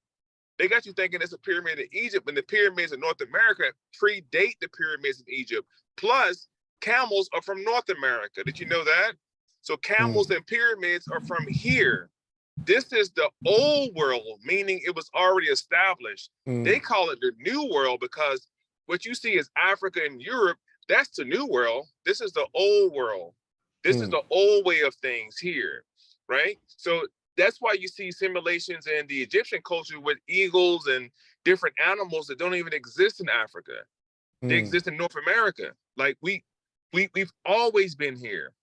So I would tell the person to study different time periods, like the woodland period. The woodland period shows a lot about North America that people don't even know. The Mississippian culture goes from the what's called Poverty Point, Louisiana, all the way up into Illinois. There's a tribe called the Illinois tribe, and you go to Illinois tribe, you find out what's called the Chakotah Mounds. The Chakotah Mounds are just as big as the mounds in Egypt, and they're older than the mounds in Egypt. So to your point, we've always been here, bro. Like we never. This is our planet. This is our planet. Those those mutated individuals, we call it Europeans, they just got here yesterday as far as time is concerned. There was an era on this planet where the reptilians ruled the planet. They show you the animal kingdom, which is called dinosaurs. We were here then, and we ain't going nowhere. So I'll yield the floor with that, but we have to begin to change our mind frame out of that psychoneurosis to understand that we always been here. And psychoneurosis is a word you can look up that was coined in 1960 that says that so-called Negroes have a mental condition with their encounter with foreigners. We think like foreigners, we act like foreigners, we dress like foreigners, we associate our culture with foreigners. So once we get past that psychoneurosis, that's a word, write that down. Another word is called, another word we deal with, which is passed down trauma. We have trauma in our DNA that we have failed to rid ourselves of also. So we associate ourselves with false narratives. Like all of us came on wooden ships. I'm retired Navy, right? I know what it takes to sail on the sea. And to think that we came from Africa on a ship, that's a misnomer. That's not real history. That's false. That was started by a man by the name of Franz Boas. Look him up. Yeah. And everything I'm telling y'all, don't believe a word I say. I'm not here to convince or persuade anybody. This is just information. But I pull up Franz Boas. What's his name? Franz Boas. That's the reason you have African American history. He's the reason for African American history. He gave the theorem or the theory that we came out of Africa. Along with Franz Boas, you get people like Robert Leakey or Dr. Leakey. Dr. Leakey also gave birth to the idea that all humans come out of Africa, because see, the Europeans, upon their explanation, they had to explain where they came from. So they started in Africa. You have people in Australia that are not from Africa at all. They're called Aborigine. They're not from Africa. No African DNA. So what I tell people is we were taught to look off the front porch, which is Virginia, DC, the East Coast. You're not taught to look off the back porch, which is California, a Khalifa territory. If you look off the back porch, you'll see that you come from the Polynesian Islands. You come from the Melanesian Islands. Parts of Hawaii belong to the island of Mu. And the island of Mu, you come from Mu through the Olmec, through the Mississippian, or what's called the Gulf of Mexico, through the Taino, through the Boiquano, through the Arawak, and you come that way, but you're not taught that history. You're taught the other history off the front porch. So please tap into the information, family. Please tap into that. Wow. And I agree with what you just said too. Like, I think that's why a lot of us have a lot of trauma nowadays. You kind of hit me with that one, because I always said like, yo, slaves were free before when we came in and took the freeness. They was already entering slavery. You know what I mean? So a lot of our ancestors are born into slavery. You know what I mean? We don't even know what freedom looks like. You know, that's kind of, you know, that hit me on the head right there. That shit was hard. That was having Crip. You know, Crip. I can answer y'all a question, man. Shout out to Ceaseless One. We gotta use geography, right? Really simple. So we gotta stop talking in absolutes. It's a we. I understand. Yeah, your hair like mine, but a black German Shepherd and a black pit bull ain't the same thing. You feel what I'm saying? He might be from the Montezuma clique. I might be from the, Akhenaton clique. That don't mean we ain't brothers, but we can bust this down though. All right. So I know when you go to the East Coast, you have Acadians that traveled there. You have people from you have groups of Irish that traveled there. You feel what I'm saying? You have the Melungeons that were dropped off there. You feel what I'm saying? This is all during the 1500s, 1600s, and all the way to the 1800s when you're dealing with the Irish and the English, right? You have the Amistad explorations. When you go to the South, you have the Spanish, the French. We're talking about Canada. Now, the problem is we've been trained to hear those names and not think of ourselves. It's really just that simple. You feel me? And that's where the frustration comes. So But look, I'll give you an example of what I mean. Let's go to America, though. We're talking about United States. So in page 100 of the Blue Bible, it says, his story attempts to erase the legacy of the Washita, right? Now, I already been talking about the Washita tribe earlier in the book, by calling their kings and nations chiefs and tribes. Feel me? They use them words to water down our politics, our law. You feel what I'm saying? The name itself is replaced with Washington and or Choctaw. The United States teaches that a British man named George Washington gave the name to our ancestors through slavery. This is not fact. This is a dangerous lie used to detach the original people from their own land. You understand? So the question is void in itself, because what you're telling me is, then what's the other question then? So this land belongs to them? You can look at them and see it don't belong to them. I'm saying even the ones that call themselves Indian, right? Okay, so let's keep going. George Washington paid, this is fact, George Washington paid large sums of money to the Berber rulers of North Africa for the privilege to form the United States of Al-Morocco. The Pilgrims married into our tribes and adopted our names. Genetically, this changed our appearance. Linguistically, this changed our languages. Politically, it changed our way of life. War became prevalent amongst white immigrants and Black natives of North America wherever we mixed. Now, on page 101, we are taught to believe that all people that are labeled Black in the U.S. are wearing slave names, or that they are descendants of African slaves. Through this, they are denied birthrights to North America, and they are denied inheritance to its property. You feel what I'm saying? So by even recognizing that, we deny ourselves. Why can't, you gotta look at it like this, bro. Every time you go back one bloodline, you're dealing with like what, 4 more people, 8 more people? Yeah. You got your 2 parents, okay, that's cool. Then you got 4 grandparents. Then you got 8 great-grandparents. Then you got 16. Bro, you come from tribes and nations. Yeah. You deny yourself when you do that. Then you want to play the color game. We got people that fit into the other half there too. I'm not saying that maybe, you know, it's still genetics. I'm not saying, but you get what I mean. Like, it's so picky. I got nephews and nieces. They got brown hair, black, you know what I'm saying? Look like Prince, all that, bro. You really want to be realistic. And then we're dealing with a world right here, but we don't have any structure or order to how we move mathematically. We move strictly off lust. When you're dealing with nations, they have a certain look to themselves, bro. It has nothing to do with even racism. You feel what I'm saying? So when you travel and really see this, it's not even realistic to approach it that way. You understand what I'm saying? The whole way we even approach it as, where were we? It ain't that simple. You feel what I'm saying? You know, you might say a Black man built Chicago. I see him as a Creole man. His name was Jean-Baptiste Ponte du Sablé. Man, I mean, that's Creole right there. Wow. You feel me? They say, oh no, he's a Haitian man. I say, fuck it, all that. You feel me? Because who's to say he didn't kick it on he spent his summers in AT? You feel what I'm saying? We don't even see ourselves cultured like that. What nigga was living like that? You gotta watch Django, see some shit like that, right? But nah, you know what I mean, the Blue Bible gonna bring it to you. Right. You feel me? Yeah. Come on. But see, or I'll even go this far. I'll go to page 49, right?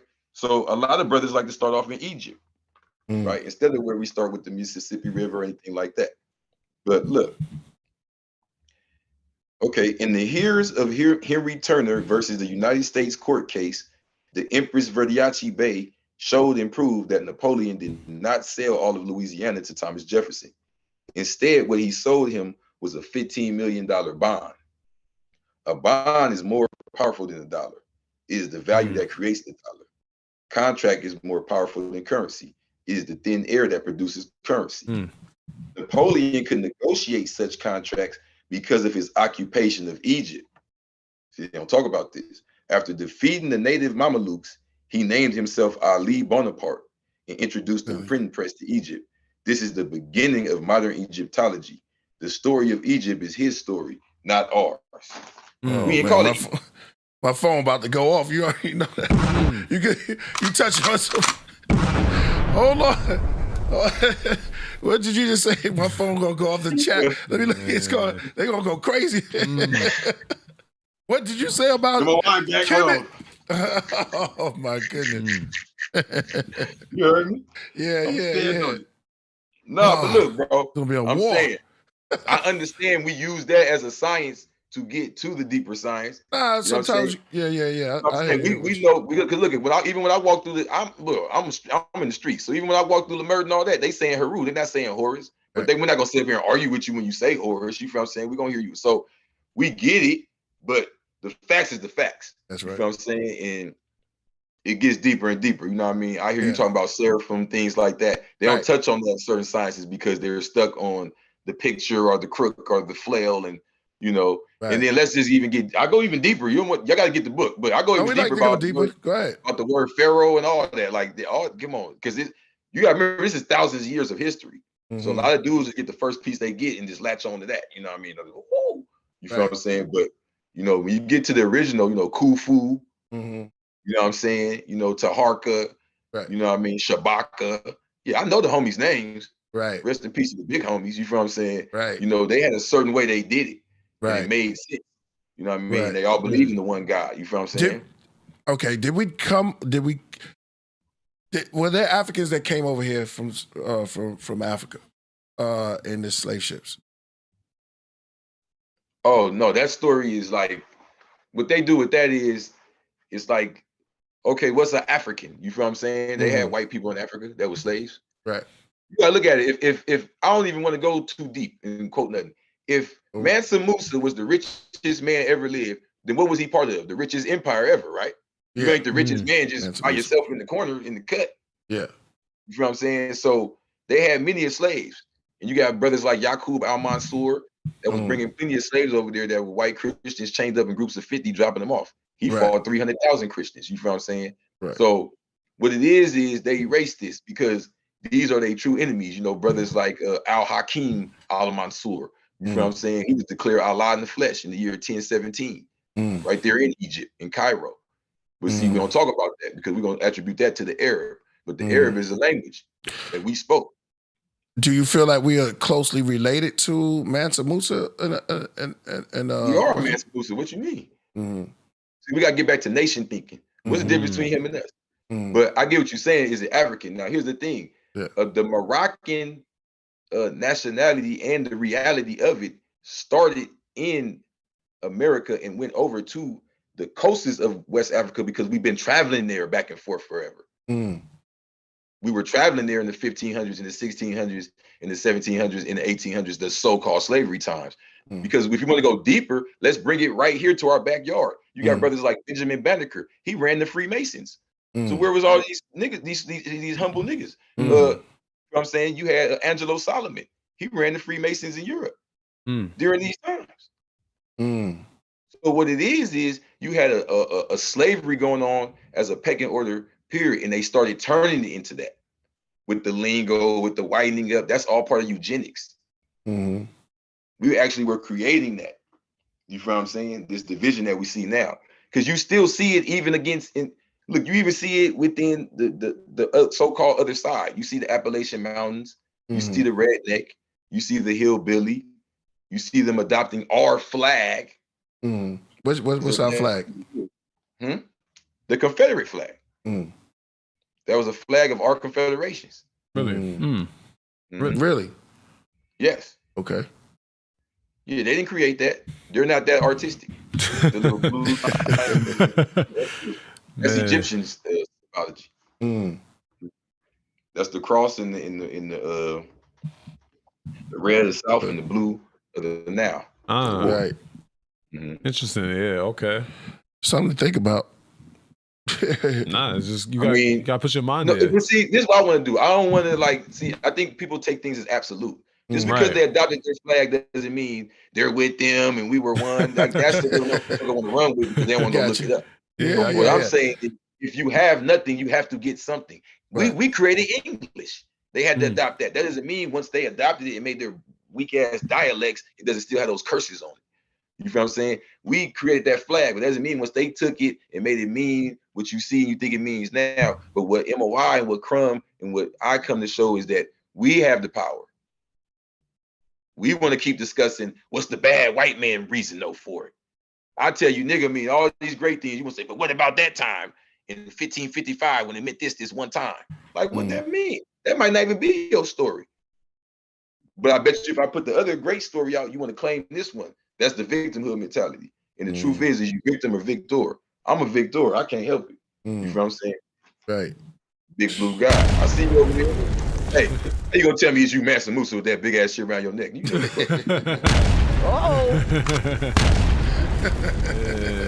No doubt. Word. I always thought that they was lying to us anyway. You know, even when they act like they was telling the story. So yeah, I can see a lot of that. You know what you saying. Well, I just needed it clear.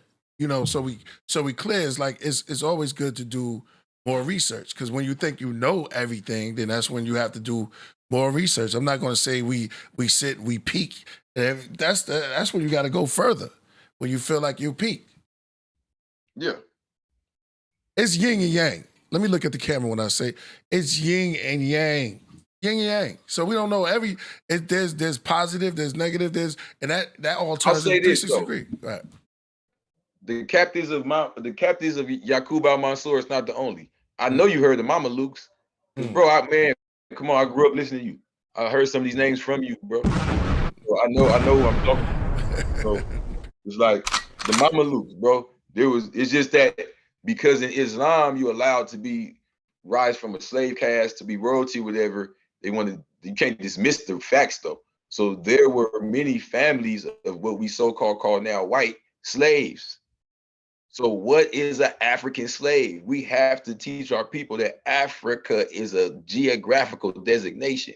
There have been fair-skinned, fair people in North Africa for thousands of years.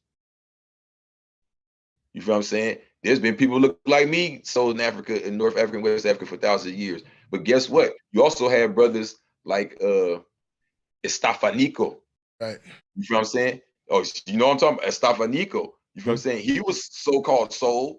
But if you look at a different type of economy, that's just like when you go as a journeyman, right? To do the contracting shit. This motherfucker yelling at you and telling you what to do. You ain't never getting paid. You eating this bullshit. You got these dirty ass clothes on.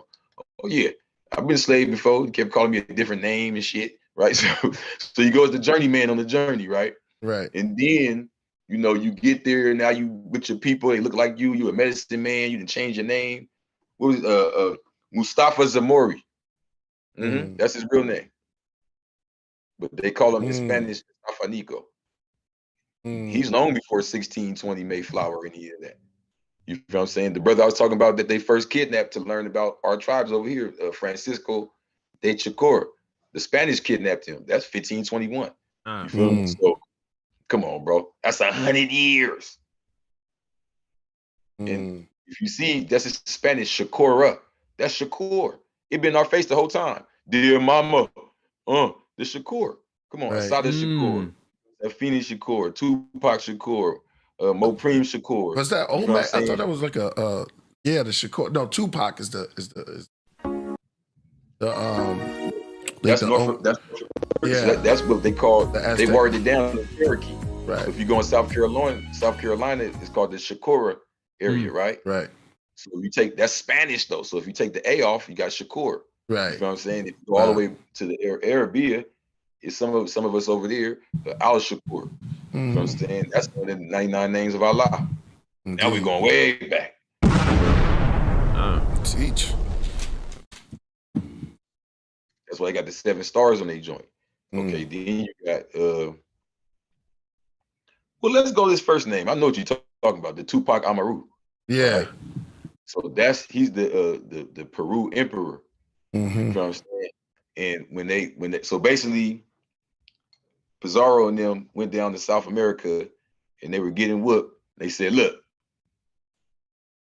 just give us some gold and we'll leave. We're done. Just let us lick you. Now, we talk like that because we Americanized already. We didn't think of it like that back then. You like, man, you just want some gold? All right, take it. Right. You didn't know that's what y'all so thirsty about here. And they took that shit and killed our emperor at that time right in front of us to show us that they mean business, that we on devil time. So Tupac Amaru is raised up, but he battles, you know what I mean? He goes with his people and battles against them. He's like the last emperor, so his spirit lives on, you feel what I'm saying?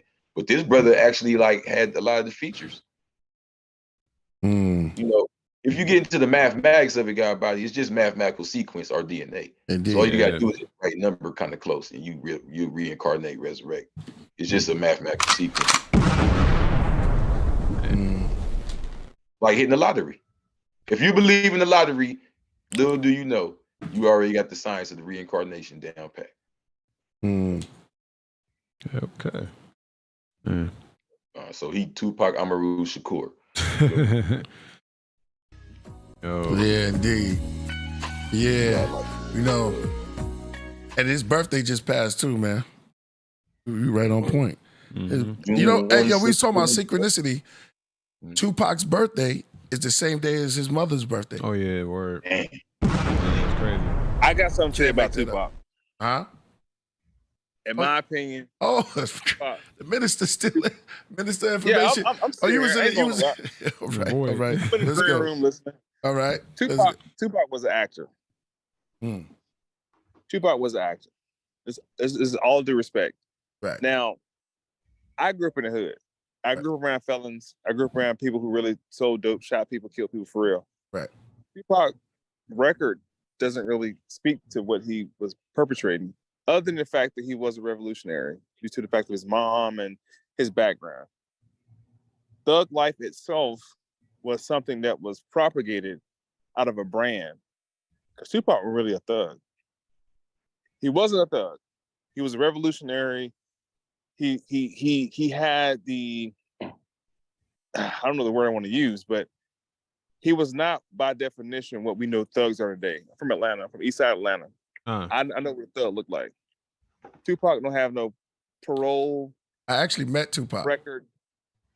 You met? He's a cool guy. I'm pretty sure he's a cool guy. But he's also an actor though. So a lot of that stuff he's portraying was just pure acting. I think there's an interview with Biggie Smalls. Biggie said people in New York got scared of Tupac after Juice because of his acting, not because he was actually a gangster. Now, if there's something to prove me wrong, I would like to hear it. But I'm not a Tupac fan. I have no point of imagination at all. I'm not. Right. And I'm gonna tell you why. Right. I was born and raised in Atlanta, Georgia, so I'm definitely more of Goody Mob, Scarface. MJG, UGK, Scarface. I'm niggas who really were killing people. Minister said acting. I come from a Killah. I come from that generation where people they was rapping about it, but it was really selling the dope and selling the 8 balls and selling the crack for real. Tupac wasn't a drug dealer. He wasn't a killer. He was none of the above. He acted. He portrayed the lifestyle of what real people did. But this is my but we don't opinion. supposed to be glorifying drug dealing. I'm not glorifying it. I'm quantifying his thug life mentality, and for people to think he wasn't a thug. He was a great actor, I think. Yeah, he's the one that get killed. Crazy. Well, again, it's my personal opinion that he wasn't as, when we say gangster, a thug life, I have about 5 people I know personally in mind when you say thug life and gangster who really got killed. They're not here with us anymore. Who really was selling the dope and really killing people. Tupac wasn't doing none of the above. I don't think Pac even have a police record for real. I think he had probation. He was on parole. There's no real time in jail, no real time in prison. Like there's nothing that qualify him as a thug as we know today. There's nothing that qualifies him other than his music. But this is your personal opinion. This is his well, personal this is opinion. also the fact that he didn't really have a record to back up the fact that he was a thug. There's really no, other than county time, like there's no prison time. There's nothing to quantify what a thug really is. But I come from a generation to where people who really were thugs, they really went to prison. They really fucking killed people. They really did this shit. But they didn't make records, right? Yo. They didn't rap about it because real gangsters don't rap about nothing. That's snitching on yourself. You don't kill somebody and rap about it or sell drugs and rap about it. No, you just do it and just do it. I haven't seen anything where Pac actually did the work for real, other than rapping about the lifestyles that he saw people living. When he moved to Cali and got around like most rappers. Right, but when he moved to Cali and got around Death Row, he got around some real gangster motherfuckers like Snoop. Like them niggas were really doing that shit for real. Mm-hmm. And Pac was murder was the Jersey. case. Right. Like Pac was trying to get an acting career going. Like he was like the Jamie Foxx of the acting world. He was talented. He was acting. Instead of respect to Pac. Pac mom, legendary. His dad, legendary. The Shakur family, legendary. I think he just rode the energy of the Shakur family. But I don't think he really portrayed those acts that he rapped about. Am I wrong? Did he? No. I'm not one. Can you Google Tupac's record? Well, I know Tupac as, huh? But I get what you're saying. You just, Tupac was a great influence though. He was a great MC, great influence in hip hop. That's what, as a whole, I'll tell you that much. What do you say? Yeah, and I don't take any away from Pac. Pac changed the music industry as we knew it. I'm not going to sit up here, man, and just disrespect Pac. No, I'm not. I'm not going. You won't. You're not going to get me to sit up here and disrespect Pac. I'm not disrespecting Pac because you feel. No. I'm just saying that's the way you feel, and I respect. It's not a feel. I'm asking you to quantify what thug activity did he do for the record? Because I come out of the Master P era. They was really still killing people. Like C Murder was really fucking killing people. Did Master P kill anybody? No, he's a fucking genius. He didn't have to. His brother did. But the point I'm making is C Murder and those individuals on that label were actually doing what they was rapping about. I don't think Pac was doing what he was rapping about. That would be stupid. Why would Tupac go out there? Well, he did do time, and there was an incident. You could look into huh? It's in the man. It's not prison. That's my prison. He went to county. County lockup ain't the same as prison. Prison. I'm talking about niggas who went to prison for their actions of being thugs and drug dealers and, you know what I'm saying? Like goons, like the actual people, BG from Cash Money, actual fucking thug doing this shit. I don't think Pac was that, is all I'm saying. Pac was a great influence on rap music, but he portrayed more acting than what he actually did. Like he didn't. Like he wasn't doing what he was. Like his character. And Juice, great character. I was scared of Pac when I seen Juice. I was scared. That nigga was crazy. It's a movie. Right. He was acting. Everything he did was an act. he went to a really great acting school. Like he acted his ass off. He was fucking a genius. He was a Denzel Washington of his era. Denzel in Training Day is not the same nigga who out here killing people. Denzel could fool anybody. I think Pac was just a Training Day actor portraying the thug life. And I can't speak to Crip Jesus, but Crip no niggas who actually doing the work. There's people actually doing the work, people who talked about doing the work. I think Pac just rapped about it. He wasn't doing it. I'm not saying he did. I'm not saying that's a lot of rappers nowadays. You know what I mean? Yeah, I'm not. Oh yeah, yeah, you know. Yeah, that's a lot to. Yeah, everybody making money now, but like back in the '90s, yeah, like the '80s, Too Short, them niggas were actually doing this shit. I don't see anywhere. Too Short. Well, I'm saying Too Short was actually a pimp. I'm saying people who were rapping and actually portraying a lifestyle were actually doing what he was rapping about. Too Short was an example of West Coast rapper, my point I was making. But like Daz Dillinger, Snoop Dogg, them niggas were really in the streets. Them niggas were really in the streets for real. What's your point? What's your point, bro? My point is Pac was an actor. He okay. wasn't really all right, so look, Tupac was an actor. Okay, so now you got to say that. So let's move on.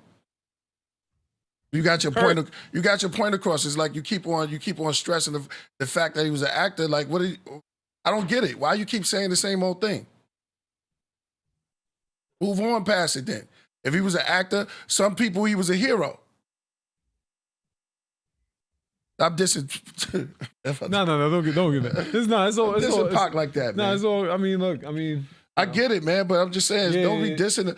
I don't get up here like if you're gonna say that, I get it, bro. But you got to be able to move on. I understand he wasn't. He did what he did though. You know what I'm saying? I'm not gonna sit up here and diss Pac, bro. You ain't gonna get me to diss Pac like that. Well, I say this with respect to your show. It wasn't a disrespect. It was Pac got brought up, and I was trying to quantify his lifestyle to what he was rapping. No disrespect at all. But you said it. You keep saying it. You keep saying, I understand. Okay, fine. But there's if you pry through the records, you can find out something. You know what I'm saying? It's like, come on. For sure. And again, just move on. No, I'm move on past the point. I realized you can't talk about Pac or Obama. I get it. Got it. My bad, Priest. Yeah. Well, I know the man that they got the name from just got out of prison, Mutulu Shakur. Mm-hmm. You feel what I'm saying? So that was really, well, his mother was, let's talk about this. His mother actually was part of the Panther 21. That was a big court case in New York. Right. And she actually fought the court case and beat it by herself while pregnant with him. Right. So that's like one of the most incredible things ever happened in history of the whole entire planet Earth, if you ask me. Yeah, he was in her belly while that was happening. Then, you feel me? I want to say, what was it? Larry Parrish Cooks. They got his dad doing all these damn interviews now. You know, when I was growing up, right. you know, when we was growing up, you could never even Pac dad. Nah, I ain't got no daddy. So they got this dude now, Billy Garland. Well, I ain't gonna say this dude. They got his father, you know what I'm saying, do all these interviews. And but his name on the birth certificate was something Crooks. But the point I'm trying to make is it was her relationship with Mutulu Shakur, and through that knowledge herself, you know what I'm saying, through the Panthers and all that, that made her that lawyer and beat the case and all that, that they got the name Shakur. You feel what I'm saying? So that's why when you see Assata Shakur, because a lot of people confuse them. You know, his mother's Afeni Shakur. Assata Shakur is the one that broke out the motherfucking prison, nigga. It's down there in Cuba right now, you know, where it's by. You feel what I'm saying? They still want her. So Mopreem Shakur, his stepbrother, he resting. And then you got, so the last member of their group, Thug Life, is actually my uncle. You feel what I'm saying? Dyron Rivers, I'm Brandon Rivers. So it's Mopreem Shakur, that's his stepbrother. Then you got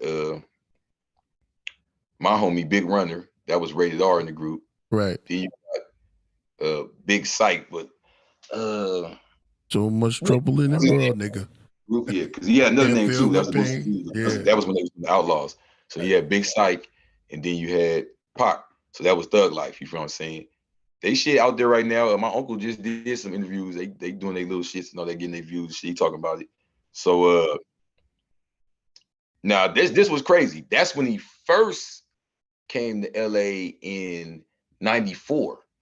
Now I ain't gonna say that's when he first came to LA. It's like he stepped his toes in there, but that's when he actually like was already rapping, popping in the city and all that. Right. So he used to be with my uncle and them going to Watts. You know what I'm saying? He used to be with that's with Bear and them and the 7th Street niggas. He used to be with Runner and them. They be in the 40s, they be in the hood. So that's when you hear the fake rumors about Pac was a Crip. You feel what I'm saying? Now I ain't gonna lie, like I was there in the sense of like, I seen it, I was around, but I wasn't like of age. But I know like I wear some blue and shit like, but you gotta look at it like this, bro. Right. And like I said, I wasn't in the car with the nigga and all that, but from my understanding, from everything I gathered from people, like my dad engineered a session for this nigga, all type of shit. Like he was on some, like you gotta understand, like in a sense, a motherfucker say I'm like that because you think when I go around the moles, I'm not like what's pop, you know what I mean? Islam, Mo. If anybody come over here out of nowhere and just do some weird ass shit, I'm gonna get on them with it. If I'm with MOI and Crumb and them, whatever this is, nigga, I'm dealing with them. You feel what I'm saying? With y'all, it's Killah Priest, nigga. Shit, he got a Wu-Tang on his chest. If nigga is Wu-Tang, if a nigga say fuck Wu-Tang, we getting on him. Y'all gonna have to tell me, nah, stop. My bad, I thought it was Wu-Tang time, cuz like you feel what I'm saying? Like activation, you know, it's that lion heart. So, you know, that's where those rumors come from. Like he be with the homies and he gonna, you know, whatever. But this the thing. A lot of shit went down with that. You gotta understand the streets is real, not fake. So niggas gonna say what they say. You feel what I'm saying? So if you get robbed, if you get shot, whatever the fuck, you know, motherfuckers gonna, you know, use the victim or the victor. But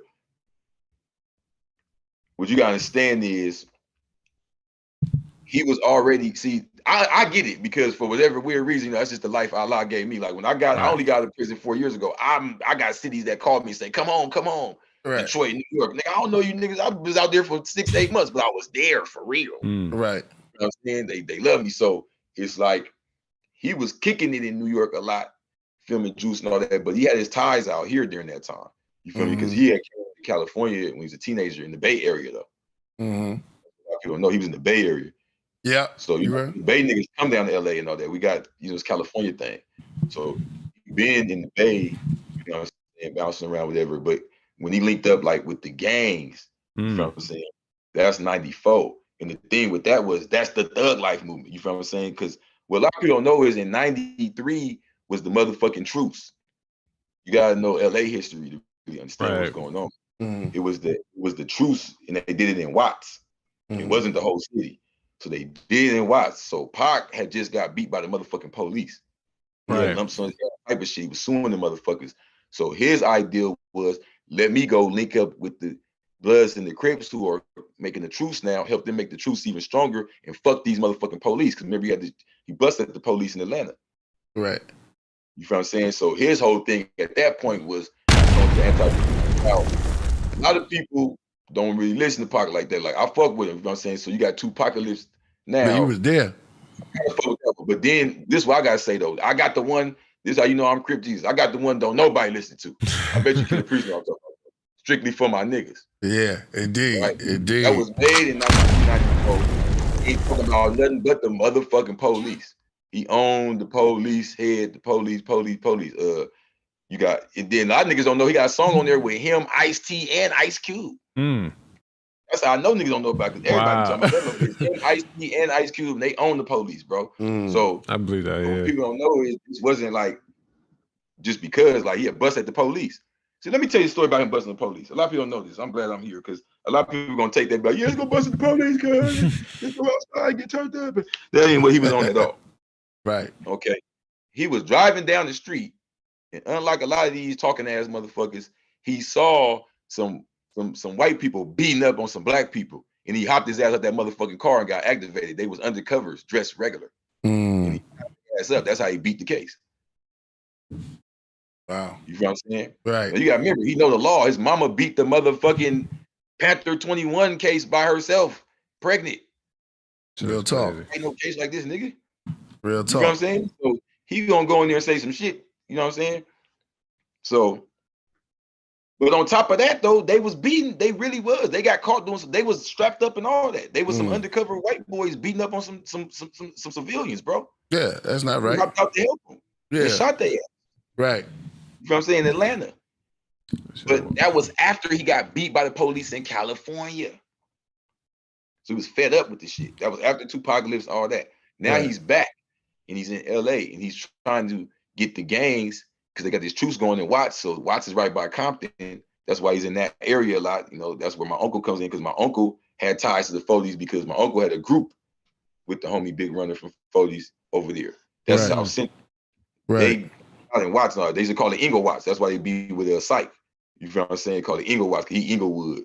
So they call it Ingle Watts. You know what I'm saying? They be together. The project niggas from Watts and the Inglewood niggas in the apartments and shit. You know Inglewood full of bloods, but it's like they had the Legends and the IVCs in the back. That's Big Psych in there. So he be with them, but a lot of people get confused because it wasn't a Crip thing. Just because they was Crips and they was affiliated with Crips, that was his group. The other part of his group, Mopreem, that's his brother, and they already had the outlaw niggas and all that coming around. They was called Dramacidal. You can look on the back of the what's that shit? That's my CD. I better not. Hold on. Me Against the World. I better not come up here playing like I don't know. Me Against the World. Look on the back of that. It say featuring Dramacidal, but it's you can hear the voices. It's the outlaw niggas because Outlaws is when he was cool on Thug Life. He was done with it. So he whole new thing called Outlaws and put in the only person. This is how you know I know my shit. The only person from Thug Life that was still in Outlaws besides Tupac is Big Sight. That's why he's calling himself Mussolini. Right. Remember, everybody got their little political names. So you had Hussein Fatal. Yeah. You had my name Idi Amin. Yeah. You know what I'm saying? And you had that nigga about his name was Gaddafi. Yeah. You feel what I'm saying? And then I'm gonna keep it real. I'm gonna keep it all the way 100 on your screen. Before I even heard Ghetto Jesus, nigga. The first thing I'm in the cell just to Crip. Like, nigga, fuck the world. I'm getting tatted, bullshit, ugly tats and all that on purpose, right? Right. And the nigga tell me, man, come to the library. I can tell you smart. Right. Man, I ain't going to the library because I'm bored. I go with the nigga. And I'm in there like, what the fuck am I gonna get? I don't know. Like, I don't want to look stupid when I pick this dumb shit because I'm used to reading the urban novels and shit. You know what I'm saying? Right. Baby Mama Drama Part 2, with shit like that, right? So I remember from listening to Pac shit, them political names. I'm like, oh, get Gaddafi or get Mussolini or get Idi Amin or something. So I got a Mussolini book, bro. And that shit was like 1,000 pages. And I forced myself to read that. I always thought, I said, man, he had to be on some type of mission and doing a lot of reading to go get those names of political prisoners and those political revolutionaries and stuff like that, and put that whole thing together. You know what I'm saying? I was like, yeah, he must have been. Remember what he named himself, Machiavelli. Yeah. You feel what I'm saying? Yeah. So I'm Machiavelli. I drink a lot of matcha. It's just like my name. My name's Crip Jesus. I don't sit up here and endorse Crip and say, yeah, cuz I just came from the liquor store. Right. I demote him. Right. A lot of my homies hate me for that. Right. But the point is, he's putting these names, it's the shock value. You feel what I'm saying? So he's showing you the power. So the first thing you'll say, why would you call yourself Machiavelli? What you mean? What, you scared of that name or something, nigga? I'm Machiavelli. What, you scared of the devil? The motherfucker they talking about, the bull, the strong motherfucker, that's me. You feel what I'm saying? You activate my DNA, what I look like. Right? So he's taking the power back. You feel what I'm saying? Idi Amin. Yeah, he's black, he's Ugandan, but they demonized Idi Amin. Come on, anybody talk about that knows that's why you don't hear his name. Right. They don't want you to even say his name. But when you look at the culture, where his location is, all his guards with the fez hats, what they did and all that, it reveals too much. So he put the front and center on the rapper. Gaddafi. The cold part is, if you hear, like you said, how he brought the, like, what's that song you got with the worldwide and we got him at the table, right? Right. He really did do it like that. He came to them niggas and said, y'all taking these names. They didn't have knowledge of stuff like that. He gave them the names and made them go study them niggas. When they took the name, like, you ain't gonna have the name and not know. Go, like, niggas, like, yeah. You feel me? Gaddafi. The cold part with him is he spelled it with a K. So it always kept me like, you know, they spelled it with a G. So it always kept me like Gaddafi. What I realized was with the K is how they spell it with the Islamic publications in the Arabia. So if you get it with the K, you'll get led more towards that culture. Now, I didn't know all that, but it just always made me wonder why they spell it with the K. Why they spell it with the K? You feel what I'm saying? What was the other one? Hussein Fatal, right? Now that was the coldest one. And you see, he Muslim now, but I'm just going to Saddam. Yeah, he is Muslim. Yeah. I was just going to the Saddam thing because at the time George Bush. I'm not knowing Hussein is the grandchild of the prophet, peace and blessings upon him, and all that. I'm like, bro, this gets deeper and deeper. Wow. You know what I mean? Yeah. But then when you learn what his name is, you see why. It's plain and simple at that point. Bro, I even seeing shit. It's 2023. This man been dead for damn near 30 years. I'm seeing chains that shit wore on social media where they showing old Inca emperors with the same chain on.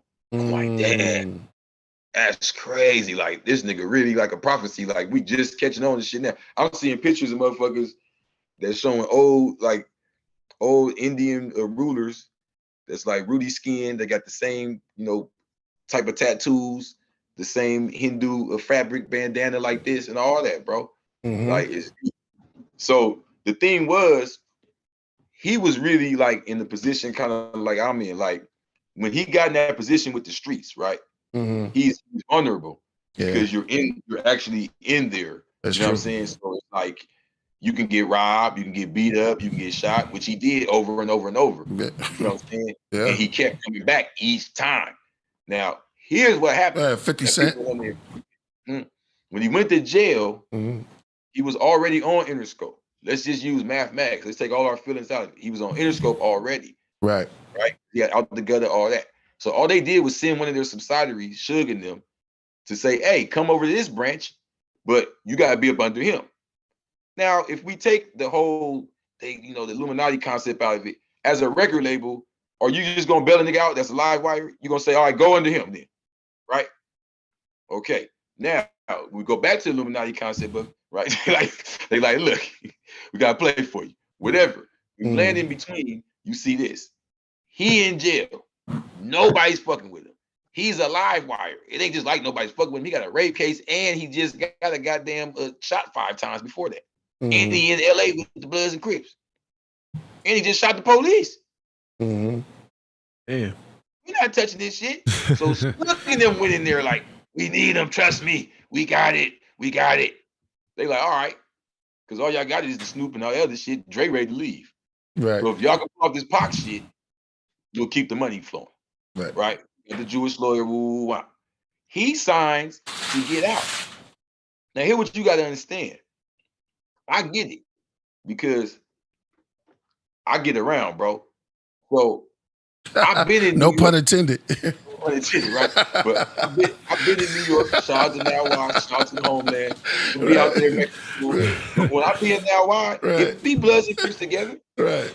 I'm glad y'all got Crip Jesus here. Let's tell the whole truth. If be Bloods and Crips together, so do you really mean a dude who just broke bread with me, walked me up the street, I'm here with his kids, his mom might have slept in the crib and all that, but he's Blood and he's Crip, I'm gonna turn on him if the dude say, oh, he's the same Crip. I don't even know if this dude real. We way in fucking New York. See what I'm saying? So I've been in territories where it get tricky like that. So what I'm saying is Pac was loyal to who he was with at the time, bro. He was with Suge and them. Yeah. You can say whatever you want about Suge and them because you're on the outside looking in. That's who was feeding him at the time. Right. That's who was paying his motherfucking bills. And I'm gonna tell you something. You know, it's easy to talk shit, but bro, when you ain't got a motherfucking thing, it get like that. Because I'm telling you, bro, it's been plenty of times I ain't got shit, and whoever's there for me, I feel like that for them. Right. Give a fuck where they from. Like, nigga, I'm about to lay some shit out for you. That's how you get motherfucking security guards. Right. You know what I'm saying? So it's loyalty. Down like that. You feel what I'm saying? So when he was with Suge and them, now let's go into deeper science. Because you brought the right one here today. MOB. Are y'all aware that MOB is not just the Pirus? Everybody want to keep putting that on the MOB is in the Bay.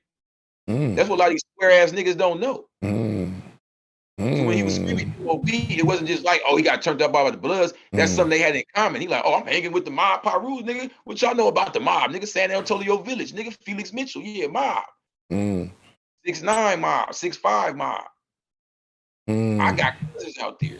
I know what's up, bro. I got a big ass Rivers family on that side, the Gullah Geechee side. You feel what I'm saying? Right. I got cousins out there in East. Well, they don't live out there in East, motherfucking Oakland no more. But when I first got out, I was going over there in the 80s, MacArthur, all that international. So they pushed that mob shit out there, and especially in prison. You feel what I'm saying? That's like it ain't Blood and Crip to where they got the Civil War going. You feel what I'm saying? They got Civil War as far as they different blocks. You did, but that's a real thing for them. So dudes can run with the story and say, oh, MC Hammer had mob on him because they turned him out in Piru. I ain't saying they didn't, but I'm saying it was more of a brotherhood. You know, everybody want to turn everything to a turnout and it's like, bro, I've been mob all my life. I'm willing to die for dudes that say mob. Let me say this. And you saying mob, and y'all Pirus. I love this, brother. Let me say this, Crip. We're gonna end this show. I mean, this part of the portion, and we're gonna have you come back because I'm trying to get up out of here because we got a long section of the music part. You know about it. So knowledge, but it's been a beautiful build. It got crazy. It's like I don't know how we get on Pac, but it was beautiful. It was a beautiful build. But I would like to have you here again. You know what I'm saying? We set it up in the future or something like that. And I want to God, yes, sir. Yeah, it was an honor, man. Thank you so much.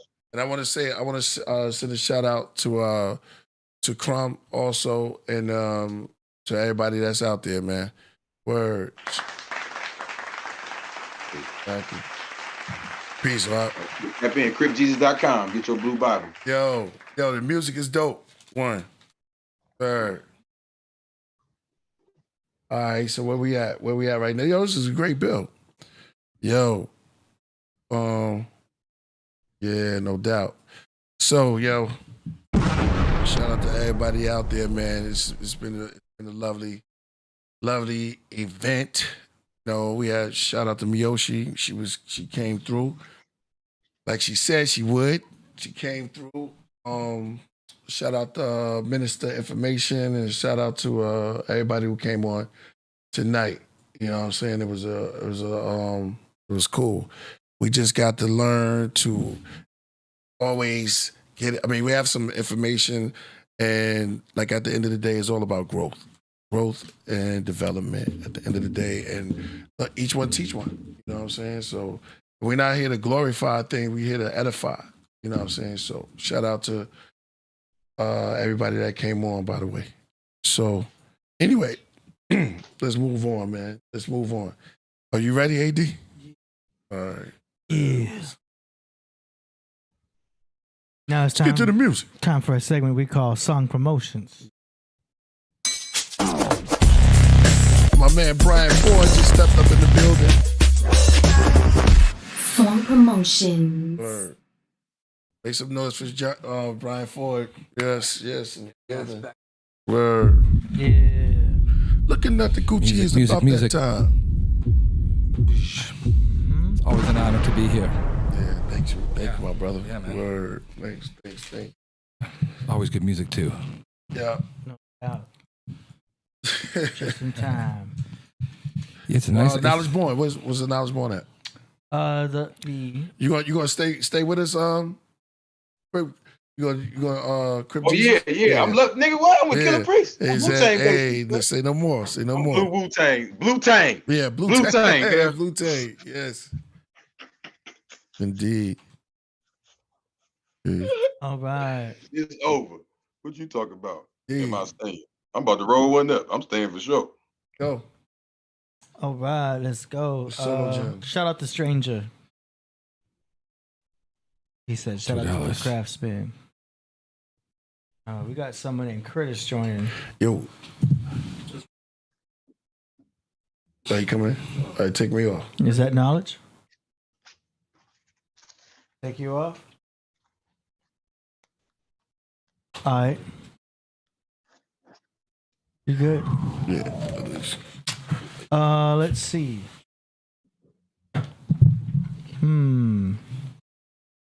What day is it? 20th? Peace. Good. First track we're gonna play is by FG Postmortem. Yep. Go.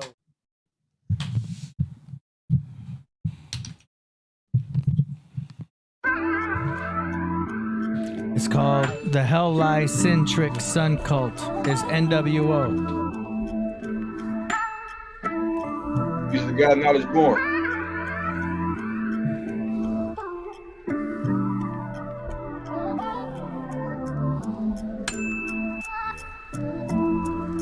You follow wandering stars but remain clueless. What you were taught in school is far from what the truth is. Still trying to get Morpheus tooth fixed up in the phone booth. Time travel with Rufus, Red Jude 113 and Book of Enoch. Planets are not balls, they're fallen angels, named after abominations that went against God. On lock for 10,000 years in darkness, taught us how to make weapons, poisons, and medicines. It was like the Flintstones mixed with the Jetsons. But space ain't real and neither were dinosaurs. Before the flood there was behemoth, titans, and leviathans. 1/3 of the heavens fell like lightning storm, and fornicated with women giving birth to demigods. Now the descendants running the televisions, but our television with the guidance of the Lord. With the guidance of the Lord. With the guidance of the Lord. Television with the guidance of the Lord. Television with the guidance of the Lord. Of the Lord, television with the guidance of the Lord, television with the guidance of the Lord.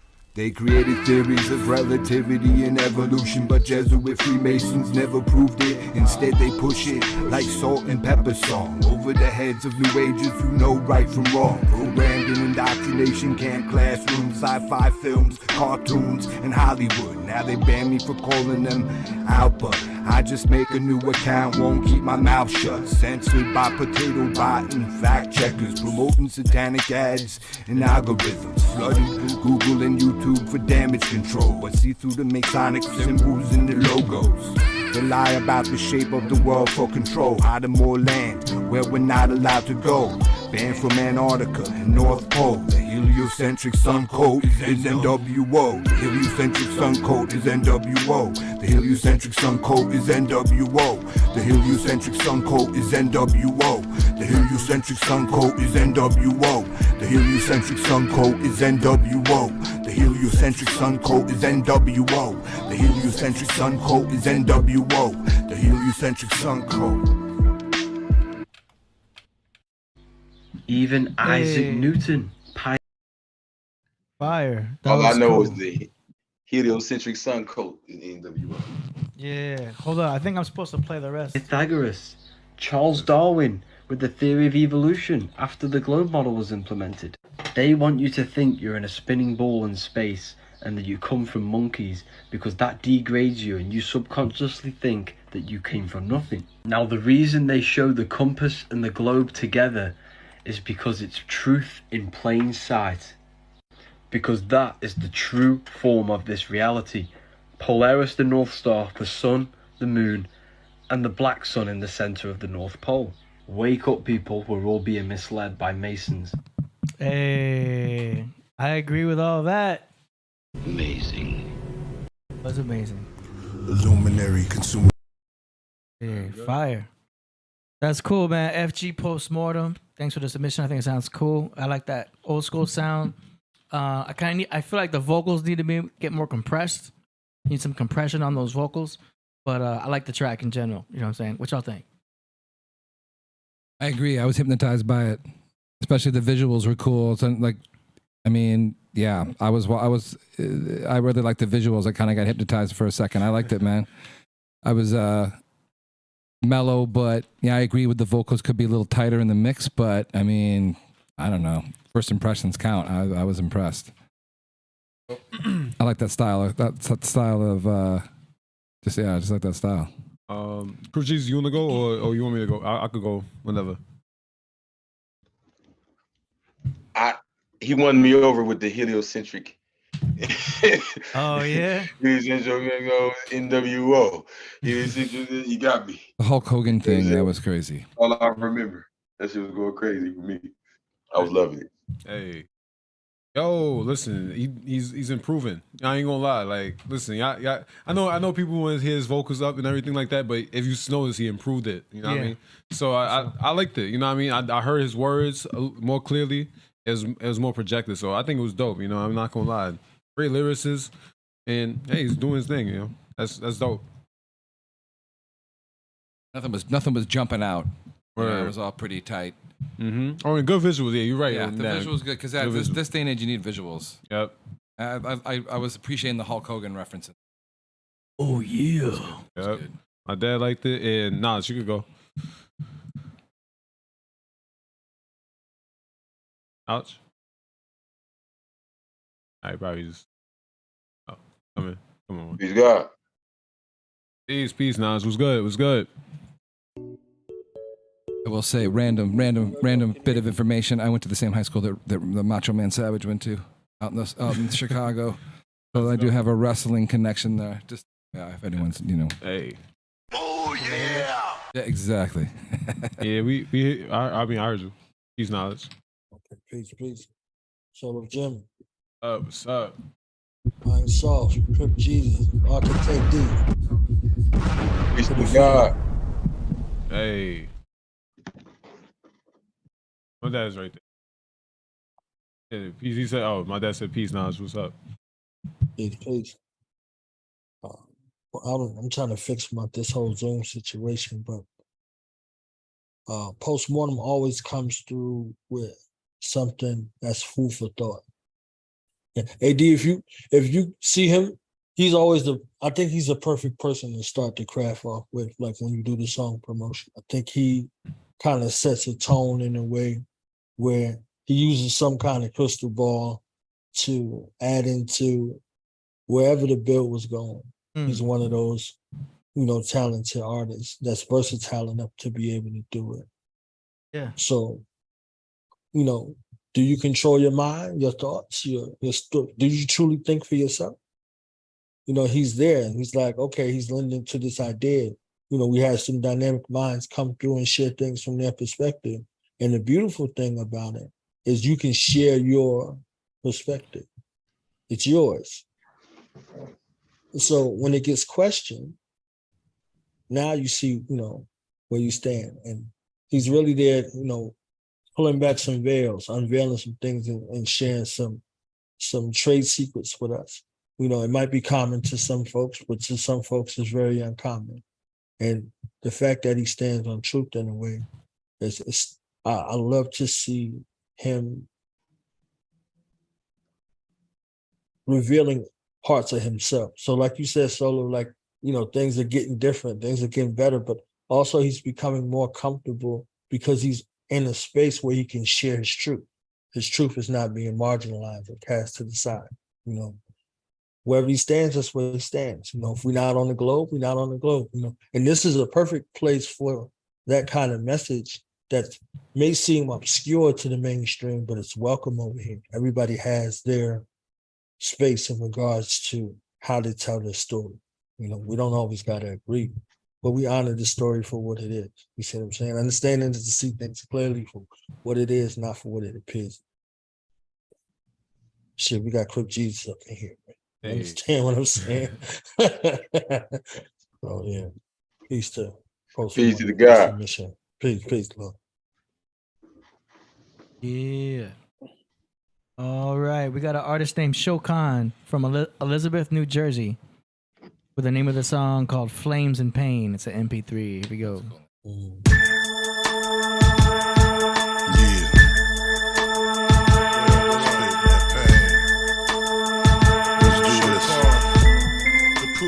Prostitution. And yo, I kick the realest shit for you. Yeah. Mic check 1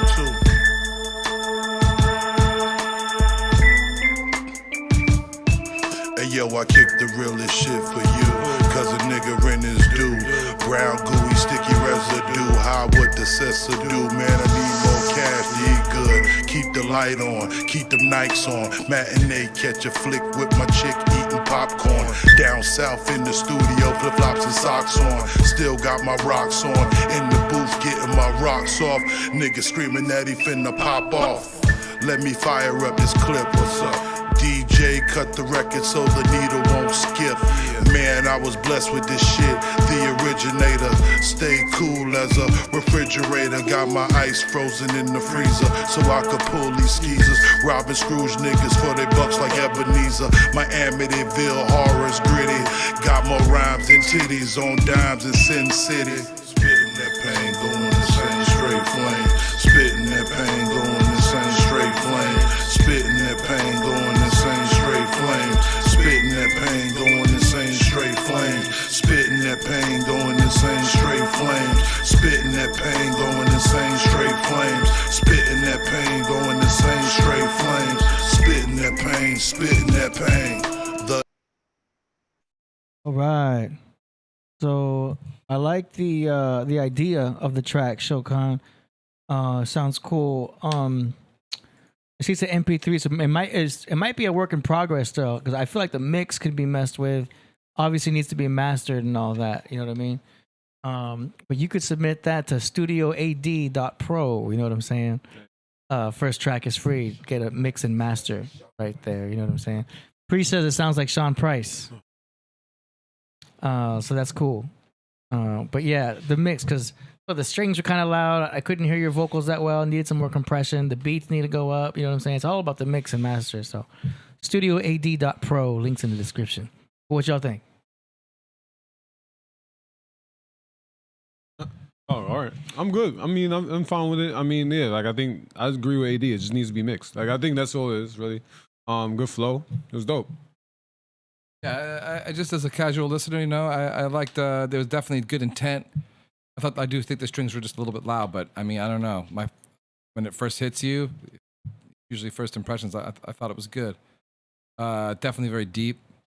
Yeah, good. That was good. I think that it's all in the mix, like AD saying though.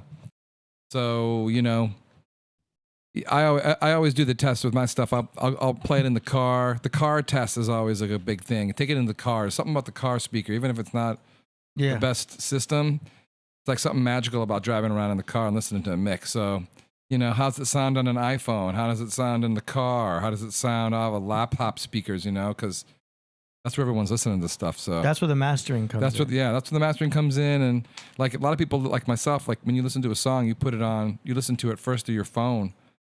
So even though it's not the best speakers, you kind of cater to the, you know, to whatever setting that the music's played in. So have that perspective when you're mastering stuff and mixing stuff down. Like, how's it going to sound over the iPhone? How's it going to, you know, yeah, it sounds really deep and full on your studio speakers at home, but does it sound, that's hard to do, you know? But yeah, that was good. That's my 2 cents. Yeah. For Jesus? Yeah, I liked it. But I ain't gonna lie to y'all. I'm just gonna be real. I started freestyling. Like, I like the beat so damn much, I started rapping. But I liked it though. Like, oh God, I did though. Oh, that is in the background. He says the same thing. He agrees with AD. I mean, good. Sean Price, getting compared to Sean Price is always good. You know? It's always a compliment. I should be born.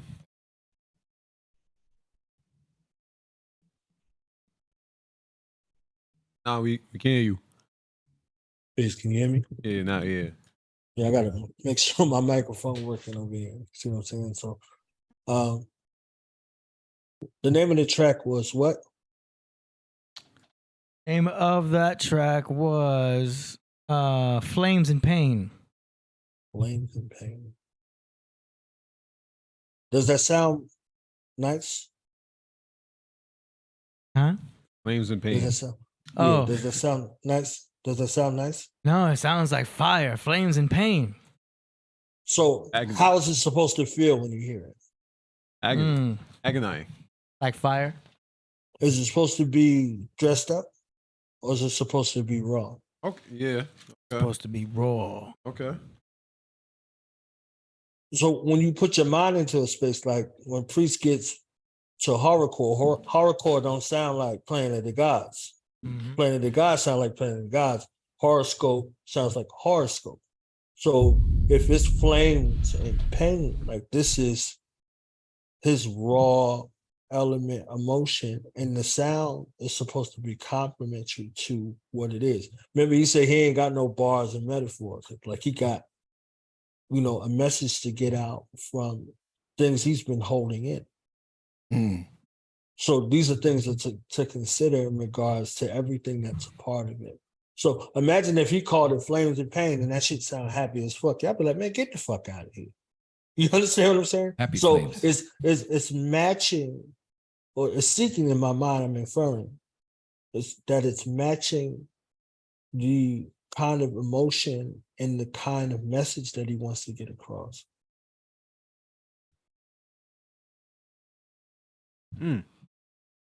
Yeah. Yeah. All right. Flames and Pain. Yes, sir. All right. Next, now we got Jack Dawson from NDG. Name of the song is The Power of the Fire.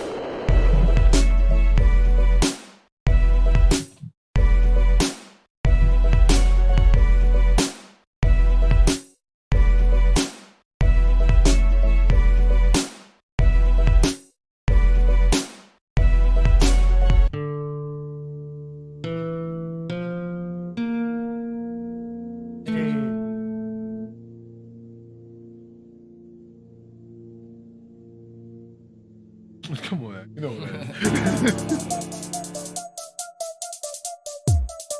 Image.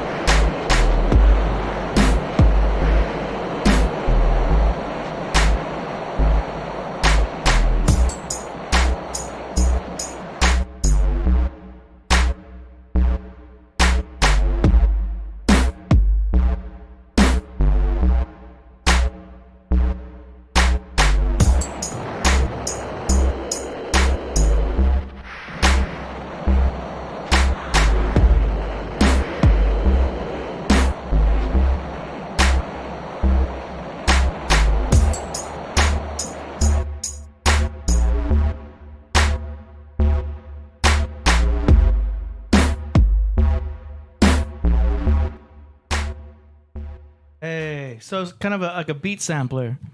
Man, he's just getting better. You just got to keep going. It's like technically experimental right now. I can hear you experimenting.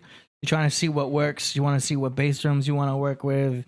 These are very necessary things to put out. Like this is good because this is how you grow. This is how you expand. This is like rehearsal for the future. These are exercises. These are like beat exercises. You know what I mean? It's good that you just keep going. Keep making these beats because, man, they're going to grow and grow and grow. You're going to look back at these beats and be like, damn, I remember when I made that. You know what I mean? It reminds me of when I started making beats myself. So it's like, just keep going, man. Keep going because it's all about this type of experimentation that you start to learn what you want to hear. You know what I mean? Because sometimes you be making beats, you're like, I don't know how this is going to sound, but let's try this. Let's try this. And that's how you do it. So I commend you for your efforts. And I was digging the third beat the most so far. But as you keep going with these experiments, the mix, you'll automatically start to be like, I think I can make that snare louder. You know what I mean? Like, you know what? I bet I can make that kick hit harder. And you'll start to get picky by yourself. You know what I mean? So that's cool. I can't wait to hear what else you got next on the next one. Nothing. I mean, I'm always a big fan of drums. I think that whatever sort of peripheral sounds you got going, swirling around, if the drums got to be tight, like the snare and all that stuff's got to fall into place because you can make a song with okay sound really, really good if the drums are slamming. I would just, my 2 cents would be focus on making your drum sounds as good as possible, the snare sounds, all that, really become a connoisseur of like good snares and good kicks, making sure that all the sounds are in the same key together too, making sure that, that those little subtleties, which most average listeners can't pick up on, but they can feel something's off if it's not, the melody is not, it's not all connected. But I would say work on the drums, make the drums tight because a lot of those sounds are cool. I just think it needs just the beats to be a little more slamming, in my opinion. That's just my opinion. I'll go. I definitely agree. They know what they're talking about. I need that it's symbolic. I like the name of the song. I like it because it's symbolic to what we was even talking about. You gotta let it explode. I felt it. I was waiting and I was anticipating. I know, still new and you're amateur, and I say that with a lot of respect. I'm not even saying that with no disrespect. Let that fire burn. Let it explode. It's dope. I like it though. I like it overall. I just was anticipating it, but I think somebody who's creative enough to hear something like that, if they're really like a unorthodox type of artist, that'd be good for it, But shout out to the Podcraft, Let it explode. You want to Crip Jesus, CJ. Yeah, you remember that song 7 Minutes of Funk? Yeah. That was 7 minutes of fucked up. That was horrible, man. You got to put a fork in it. He's done. Yeah. As a constructive criticism. It's all good. It's all love. It's all love, though. Yeah, if you put your, it's all love. It's always love. Bring it back. I did not love it. Yeah. Kudos to anybody out there who just puts their music out for people to listen to and, you know, pick apart. I mean, there's a lot of nobility to that. But, you know, that said. Yep. All right, Knowledge Born.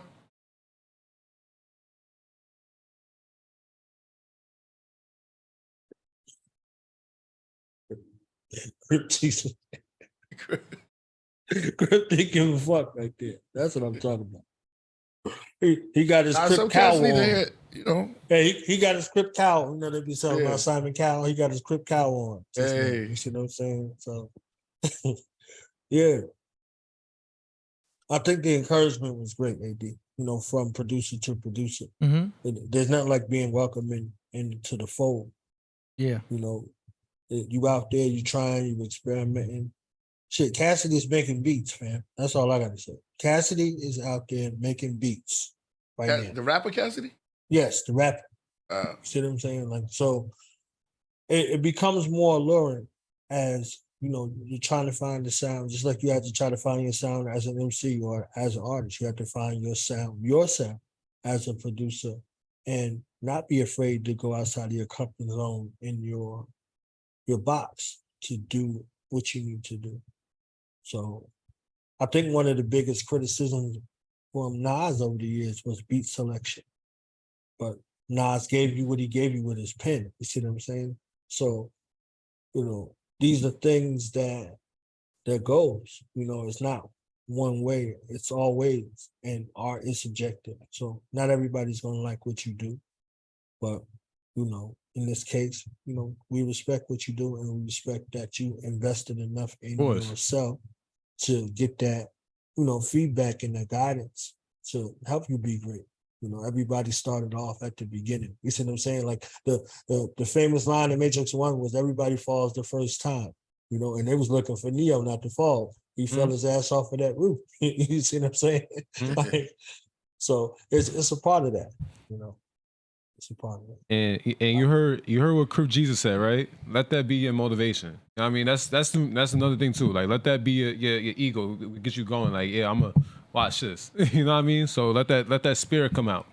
Like, that's what I like. You know. So a lot of stuff just sits on a hard drive and never sees the light of day. So just getting it out into the world, you know, and having people listen to it, give honest feedback. That's good. That takes a lot of. I respect. Ooh. All right, next one we got is by Goon. That's the way it is. Bars, please. Try to preach to anybody how to be.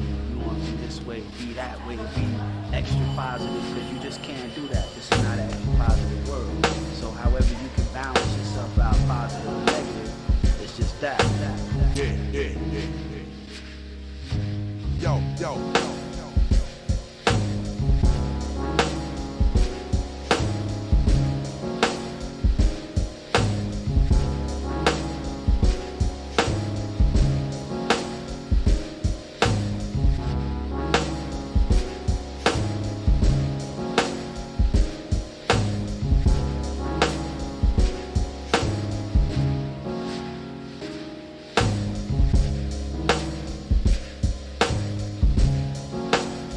Jazz.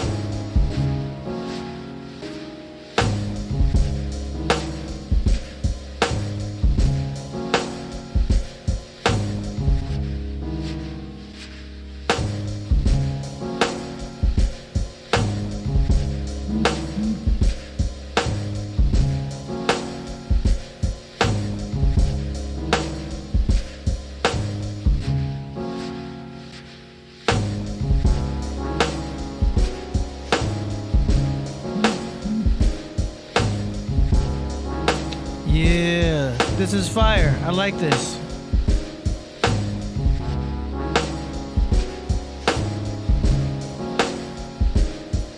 I feel like this track is ready. I like the lo-fi sound. I like the it's got the lo-fi sound. I like how it sounds. It sounds good. It's got that kind of it has that element of the old school feel. I like it. The good mix. I can hear the drums nice. Good mix with the sampling and everything. I like it. I think that's ready for an artist to do a whole kinds of things. And it's good that it's jazzy. You know what I mean? A nice jazzy type of feel for that. What y'all think? I like the upright bass. I'm a big fan of the jazz, kind of acid jazz sound. Yeah, it probably kind of got the '90s thing. I like the jazz piano stabs. I like the upright bass. I agree. I was liking that one. That's my favorite one so far I've heard tonight. Yeah, I think it's ripe for some sort of lyrics over the top to take it to the next level. And then I think it's like it's a good song, man. Goomson. That's the first submission I think I've seen from Goomson. Okay. Yeah, it's very moody in the right way. I like the upright bass. Very nice. Just needs some vocal. Yeah. It just needs that. It's just all set up for some sort of lyrics, some sort of vocals to come in. You do a lot with that. That's good tempo. Good for freestyling. Yeah, that's a straight poetry. Yeah, that was dope. I have nothing else to say about that. That was a poetry fire. Yeah, I can feel that vibe. My bad. Go ahead, Crip. Oh yeah, tell him to go to cripjesus.com and go to the contact part and go and drop a nigga some packs. Yeah, you got something to say. Yeah, somebody got something to say. Yeah. Hey. I saw you were freestyling to that. Yeah, that shit was hot. For real. It was smooth, man. It was smooth. It was real smooth. It made me think of like some early '90s Buster. Ooh. You know what I mean? I definitely thought it had like a '90s, the right kind of '90s vibe to it. Stuff that's missing now that I wish it was kind of like, you know. Upright bass in hip hop and music is always good. Yeah. Kudos.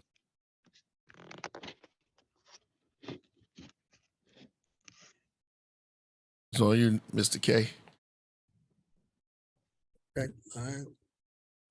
KB. That was a little bit of guru type of energy in there. A little bit of guru. I heard freaks on there. Some Crip Jesus getting busy. Oh. Yeah, it was very inviting. It was kind of warm with some dark elements in it. Because Guru had that kind of sound where it's a perfect balance between dark and light. And he was so monotone to where he would just ride that. You see what I'm saying? So if you remember Cold of the Street, things like that, you see what I'm saying? Like they had those elements of light and dark that was there. But it could be hard and it could be soft at the same time. So it's perfect elemental balance, something there.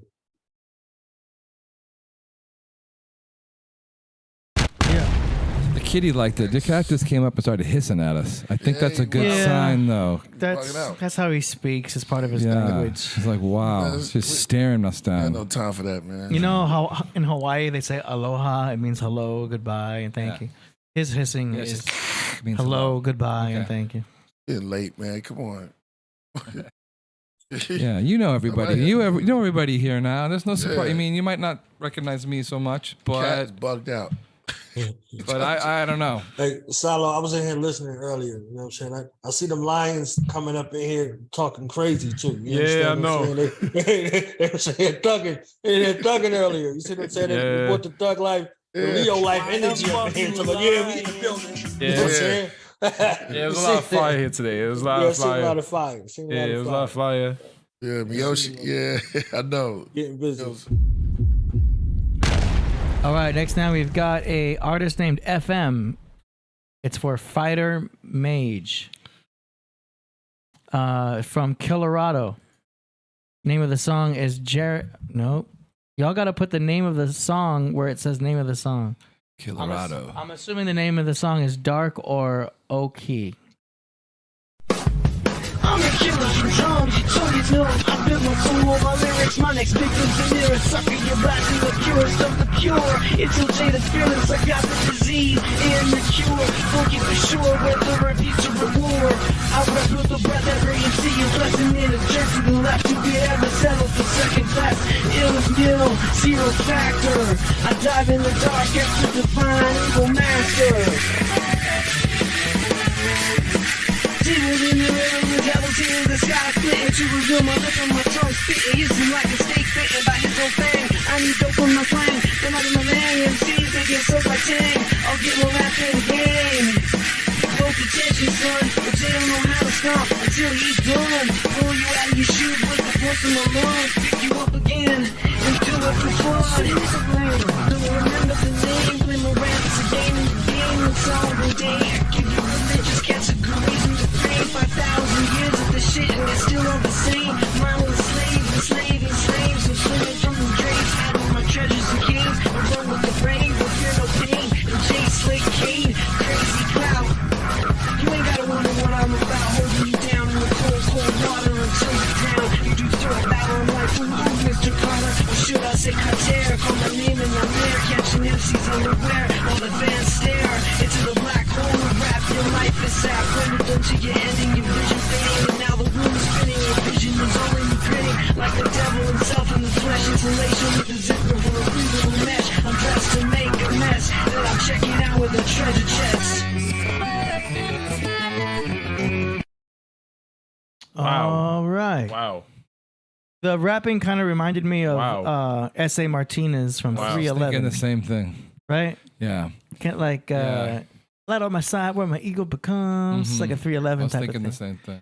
So I like his effects on that little overdrive. The beat itself kind of was like going in reverse. You know what I mean? Just took the words right out of my. Yeah, it felt like it was going backwards, which was interesting. Getting creative. I'd like to hear that kind of rap on a forward-sounding track with some rock guitars, and I like that style and everything. It's not easy to mix that type of music, just because it's not like hip hop. You know what I mean? Because it's rock, so it's a little more challenging. But I like what you were doing with the vocal effects. That's cool. What y'all think? I think if it was produced maybe a little bit more, because I think the ideas are there to make something good, but like it's hard to hear the downbeat because the vocals aren't coming down on like a da da da da da da da da da da. I would say like give a little bit more emphasis on the downbeat so you can kind of hear the easier to bob your head to, but the sounds are like kind of swirling around. Like 311 style, like you're saying, like S.A. Martinez, which is cool because that's good. But I think there's something there, but I think it needs to be.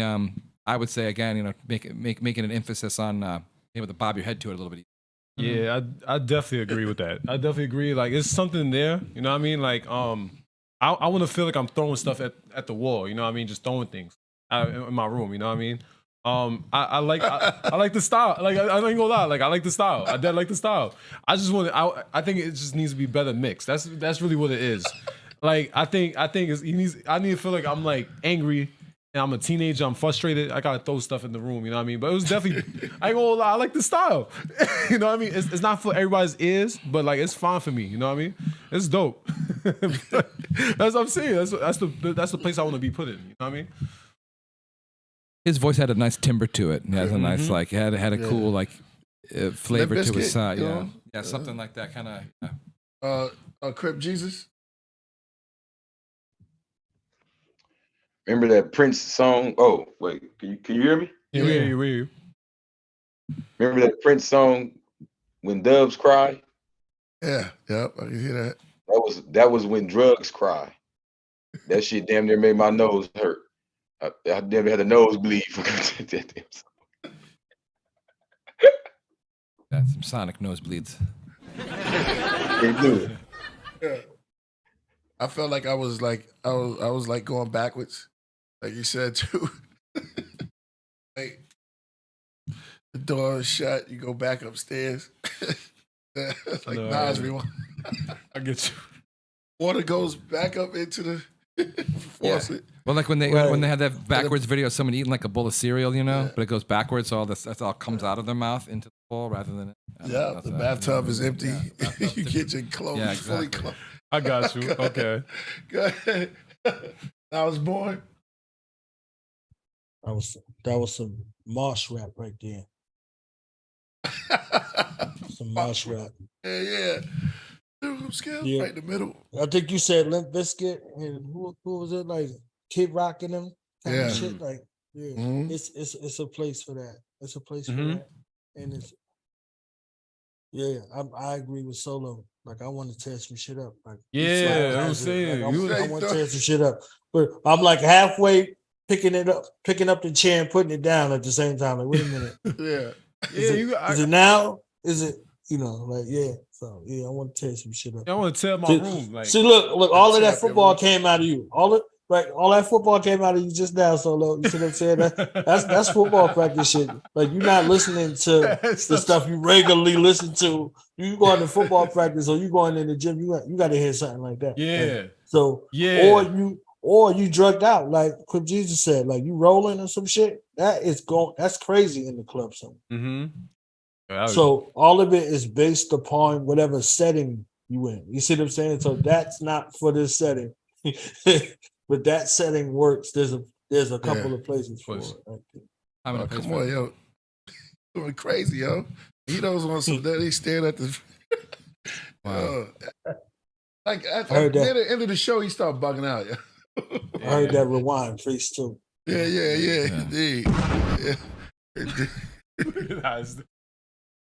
Yeah, he just staring at the I gotta take a picture of this. All right, you can play the next song. All right. Psycho Kitty. Yeah. You need some nip. Yeah. Let's go. Some street nip on. Yeah, I'll give him something. He's one of his 15 seconds of fame right there. Yeah. Okay. Coming up next. Yo, Crip Jesus, his cat is crazy, yo. He off the hook. If y'all can see him right now, I think I see him. He's trying to read. He's got a chip on his shoulder. You think he's trying to read? Yeah, he's reading the chat right now. He reading the chat. I'm a little sea cat. He's definitely reading the chat right now. It's the chat cat.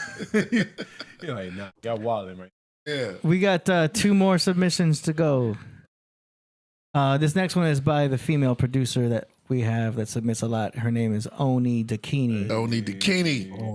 Name of this track is called Cry Me a River.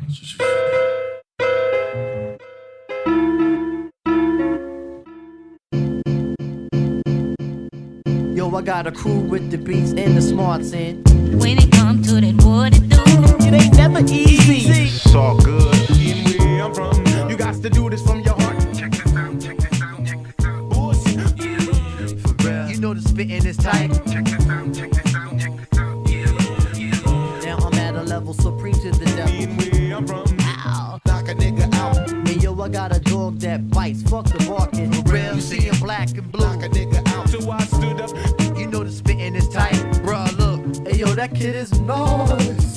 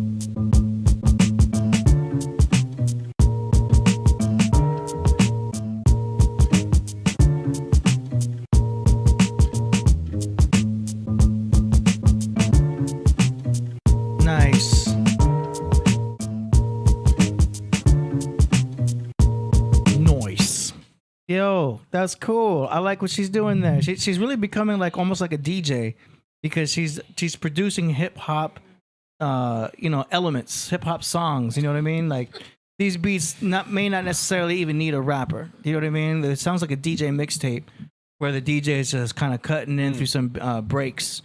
You know what I mean? Dropping samples. You know what I mean? She's probably doing it with programming instead of turntables. You know, obviously. It'd be great to hear little turntable scratches in there for the element of it, but yeah, I like it. I think it sounds cool. She's really getting better with her mixes too, because I like how it was all mixed. I think it was too loud, so I like that. It's very artistic, and I think she's already getting better and better. I like that. What y'all think? Well, I'm getting hissed at by your cat right now. Yeah, I can't control him, but I'm kind of liking it a little bit. That keeps me on my edge of my seat because, but no, I was that cute? Whoa. I can do this. Oh, okay. I thought she was about to jump in my compressed face. air. Yes. That was Q-Tip, right? That was Q-Tip. Sound like Q-Tip. Was that like I didn't pay like attention. acapellas put over the top? Yeah. There's a lot of like cut up acapella. Yeah, I could see like a turntablist mixing that, going with the cuts, going back and forth, some scratches in there. Yeah, back and forth. Like I liked it. It was funky. It was fun. You could play it at a party. Yeah. It kind of makes your head bob. I liked it. Yeah, I love the mix. I love it because. And AD, you hit it on the like the nail. Like you said, it's like it's a perfect DJ. It's like a perfect DJ, like a DJ mixtape. Yeah, you know what I mean. It's definitely dope. It was schizophrenic. You know what I mean? Schizophrenic scat, and I like that. You know what I mean? It was fire, and I could tell that was like a tribute. So that was dope.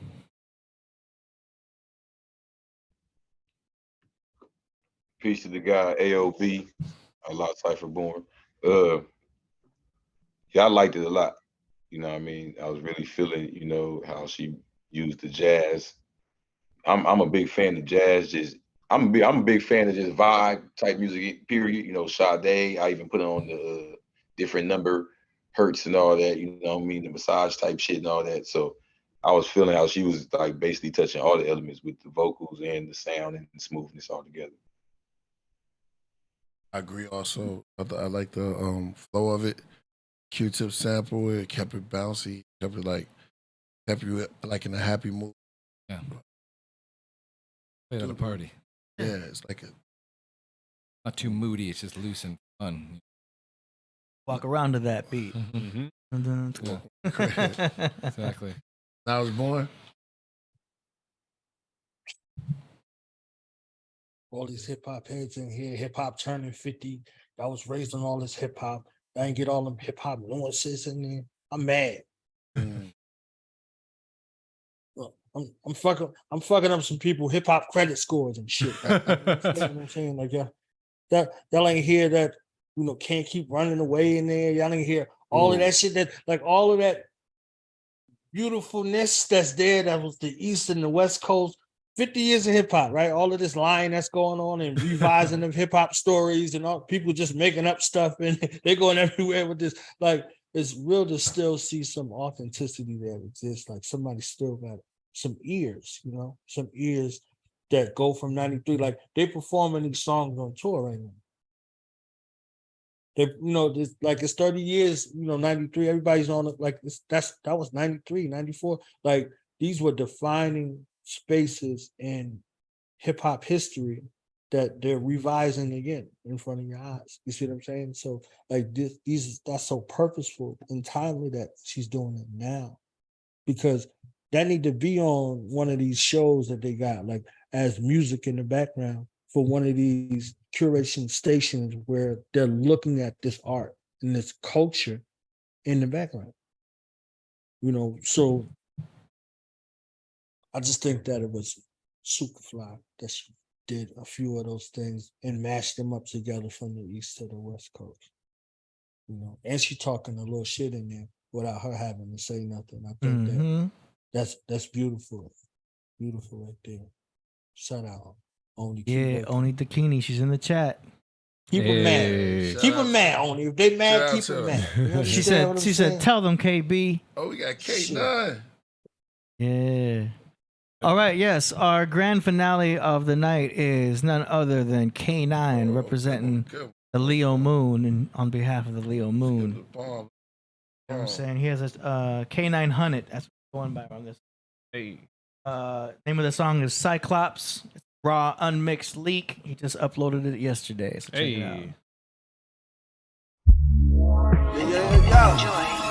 Yo.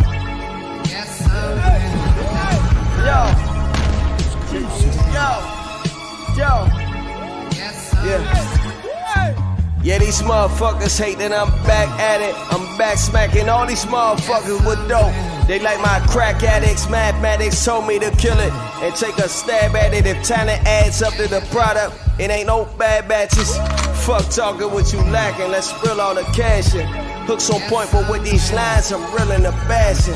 Fuck these bitches, I ain't speaking, I'm waving and passing. My car smelling way too good to be letting your trash in. My future's too bright to dim it by letting your ass in.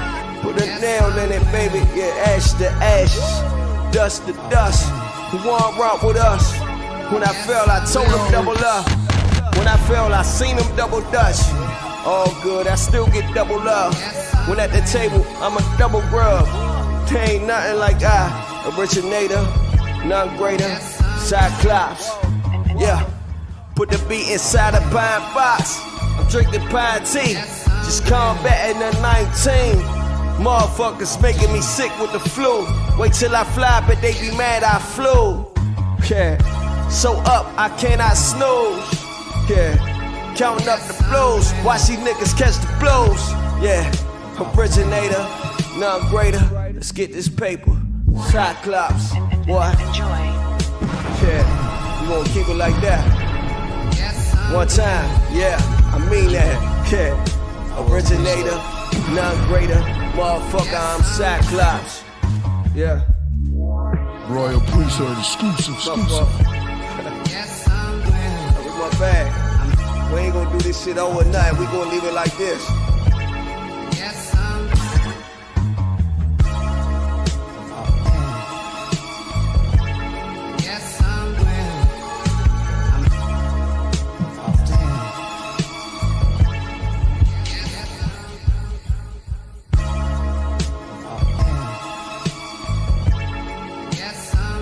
Yeah, give it up for K900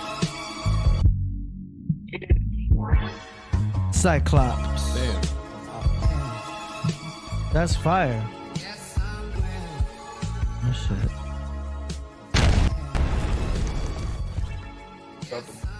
Play out the mall for him. It's fire. Hold on. I hope I'm not getting. Here we go. We're good. Yo, that was cool. Shout out to K9. That was our grand finale right there. Always with that dope sound, man. And the mix is good. The mastering is good. I like that track. It's dope. What y'all think? Got flavor. I like it. I thought the vocals came in strong. Maybe compressed a little bit more, but it fits in there good. I mean, it hit me out. The first impressions always count. Caught my attention right away, so can't complain. That was good. Yeah, he knocked that out of the park. I ain't gonna lie. That was dope. I ain't gonna lie, yo. He put me in the correct trance, yo. Like, that was dope. That beat, first of all, the beat was fire. So I already knew he was gonna snap on that. But that was dope. Like, I ain't gonna lie, that was fire. And that was and he said that's unmixed? They didn't say that. Yeah, okay. All right. So that was, I mean, overall, I ain't gonna lie, I liked it. Overall. Yeah. Vocals were nice. Yeah. You know that saying, hold on, echoing shit. You know that saying, save the best for last? That's all I got to say. Yeah. Yo, man. K9, yo, you already know you professional. Everything you do is always sounding professional, clean. Your flow, your wordplay, and your metaphors on. This is why you royal priesthood. There you go. That was a good grand finale, I have to say. I was born. K9 finale right there. K finale right there.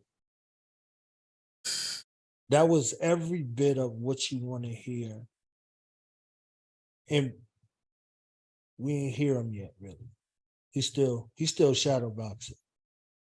That was like a little quick, you know, you do that bag work until the timer go off. It's like a couple minutes on the bag. You see him, you see what I'm saying? A light sparring session is something to where we ain't even hear his full potential. Like he playing. Him and Lord Da Vinci, they be playing around and shit. You see what I'm saying? Nah, you don't really want me to punch you. You just want me to tap you on the forehead a little bit. You see what I'm saying?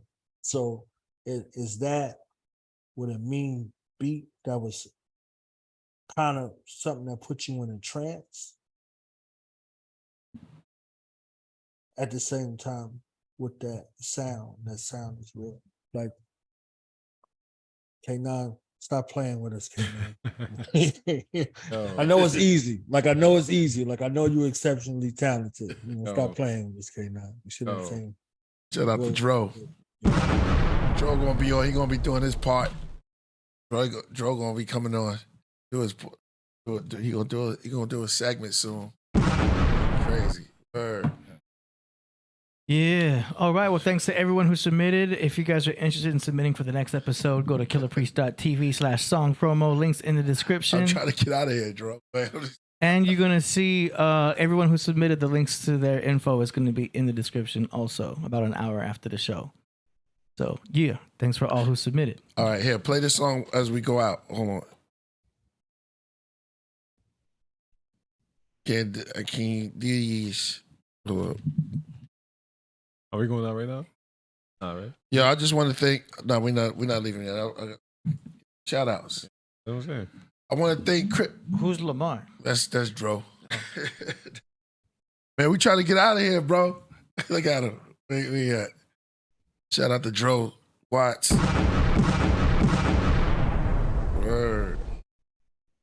Sweet.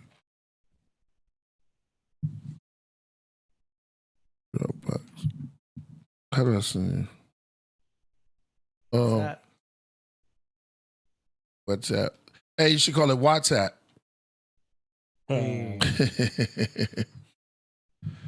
Give me your WhatsApp. Man. Yeah, great song promotion. It was dope. Like, I ain't gonna lie. Like, that was Street Church. That was very appropriate. That last. That was very appropriate. That was a good ending. Oh, you know what I mean? Felt good. It was a good show. All right, we got. You know what I mean? Yeah, I want to thank Myeoshe. I want to thank Myeoshe for coming through, and I want to thank definitely Crip Jesus, Minister of Information. Word. I want to thank Dro. I see you up there. I want to thank Knowledge Born, Ryan Ford. Yo, I can't get it to him, bro. You got to hit me. I see Lamar right there. Yo, I want to thank everybody that came through tonight. It was a great build, great show, and everything. We got to get up out of here right about now. So, watch the Valley, Eternal Flame. Love. Crip Jesus, we got to do it again. Peace. I open my eyes, my meditation still sits in front of me, still warm. His eyes is closed in the yoga position, he sits comfortably. We face to face, so I stood up and walked, stepping over my meditation. It's still a deep thought, frozen in time, begin to defrost. A moment in my mind, I see gravel with peat moss. A long road of coal and lava rocks, I begin to walk. The further I went, the hotter it got. The moisture in the air overflowing wetlands. Open my sweat glands, shoving and poking by death hands. Wrestling and grabbing me. While that's happening, lightning is striking me rapidly. Thunder clapping, from wheat ashes came the voices of Apache chiefs blasphemy. And great cries, above were gray skies. The native tribes stood along the lakeside. All the medicine men fell in, the water boiling, they came up as skeletons. It's just New Orleans, the water scorching, the rain pouring. This torrent is torment, its origins was haunted. This place was foreign, but I kept walking. through the valley of eternal flames. This my journal, I explain. Hot springs, mudslides nearby. I hear cries, much screams. Blood rise, I rub my eyes. Humid wind, human skin fall off their bones on their thrones to the tombs they're in. The fire kept consuming them with women who ruined men. Those who wore the ruling gems to hooligans. Reoccurring, they do them again. Those who came to give their law blew up walls and came to war to defend. Those who followed the Septuagint, apostles who fossils were aluminum. Fire tornadoes inside of volcanoes, dissolved angels, melting, hollering, calling on Gabriel. Explosion as debris settled, hot as a kettle. A drop 1 million degrees below sea level. I see devils in scuba gear with harpoons. A Garth moon arch right above this hot pool.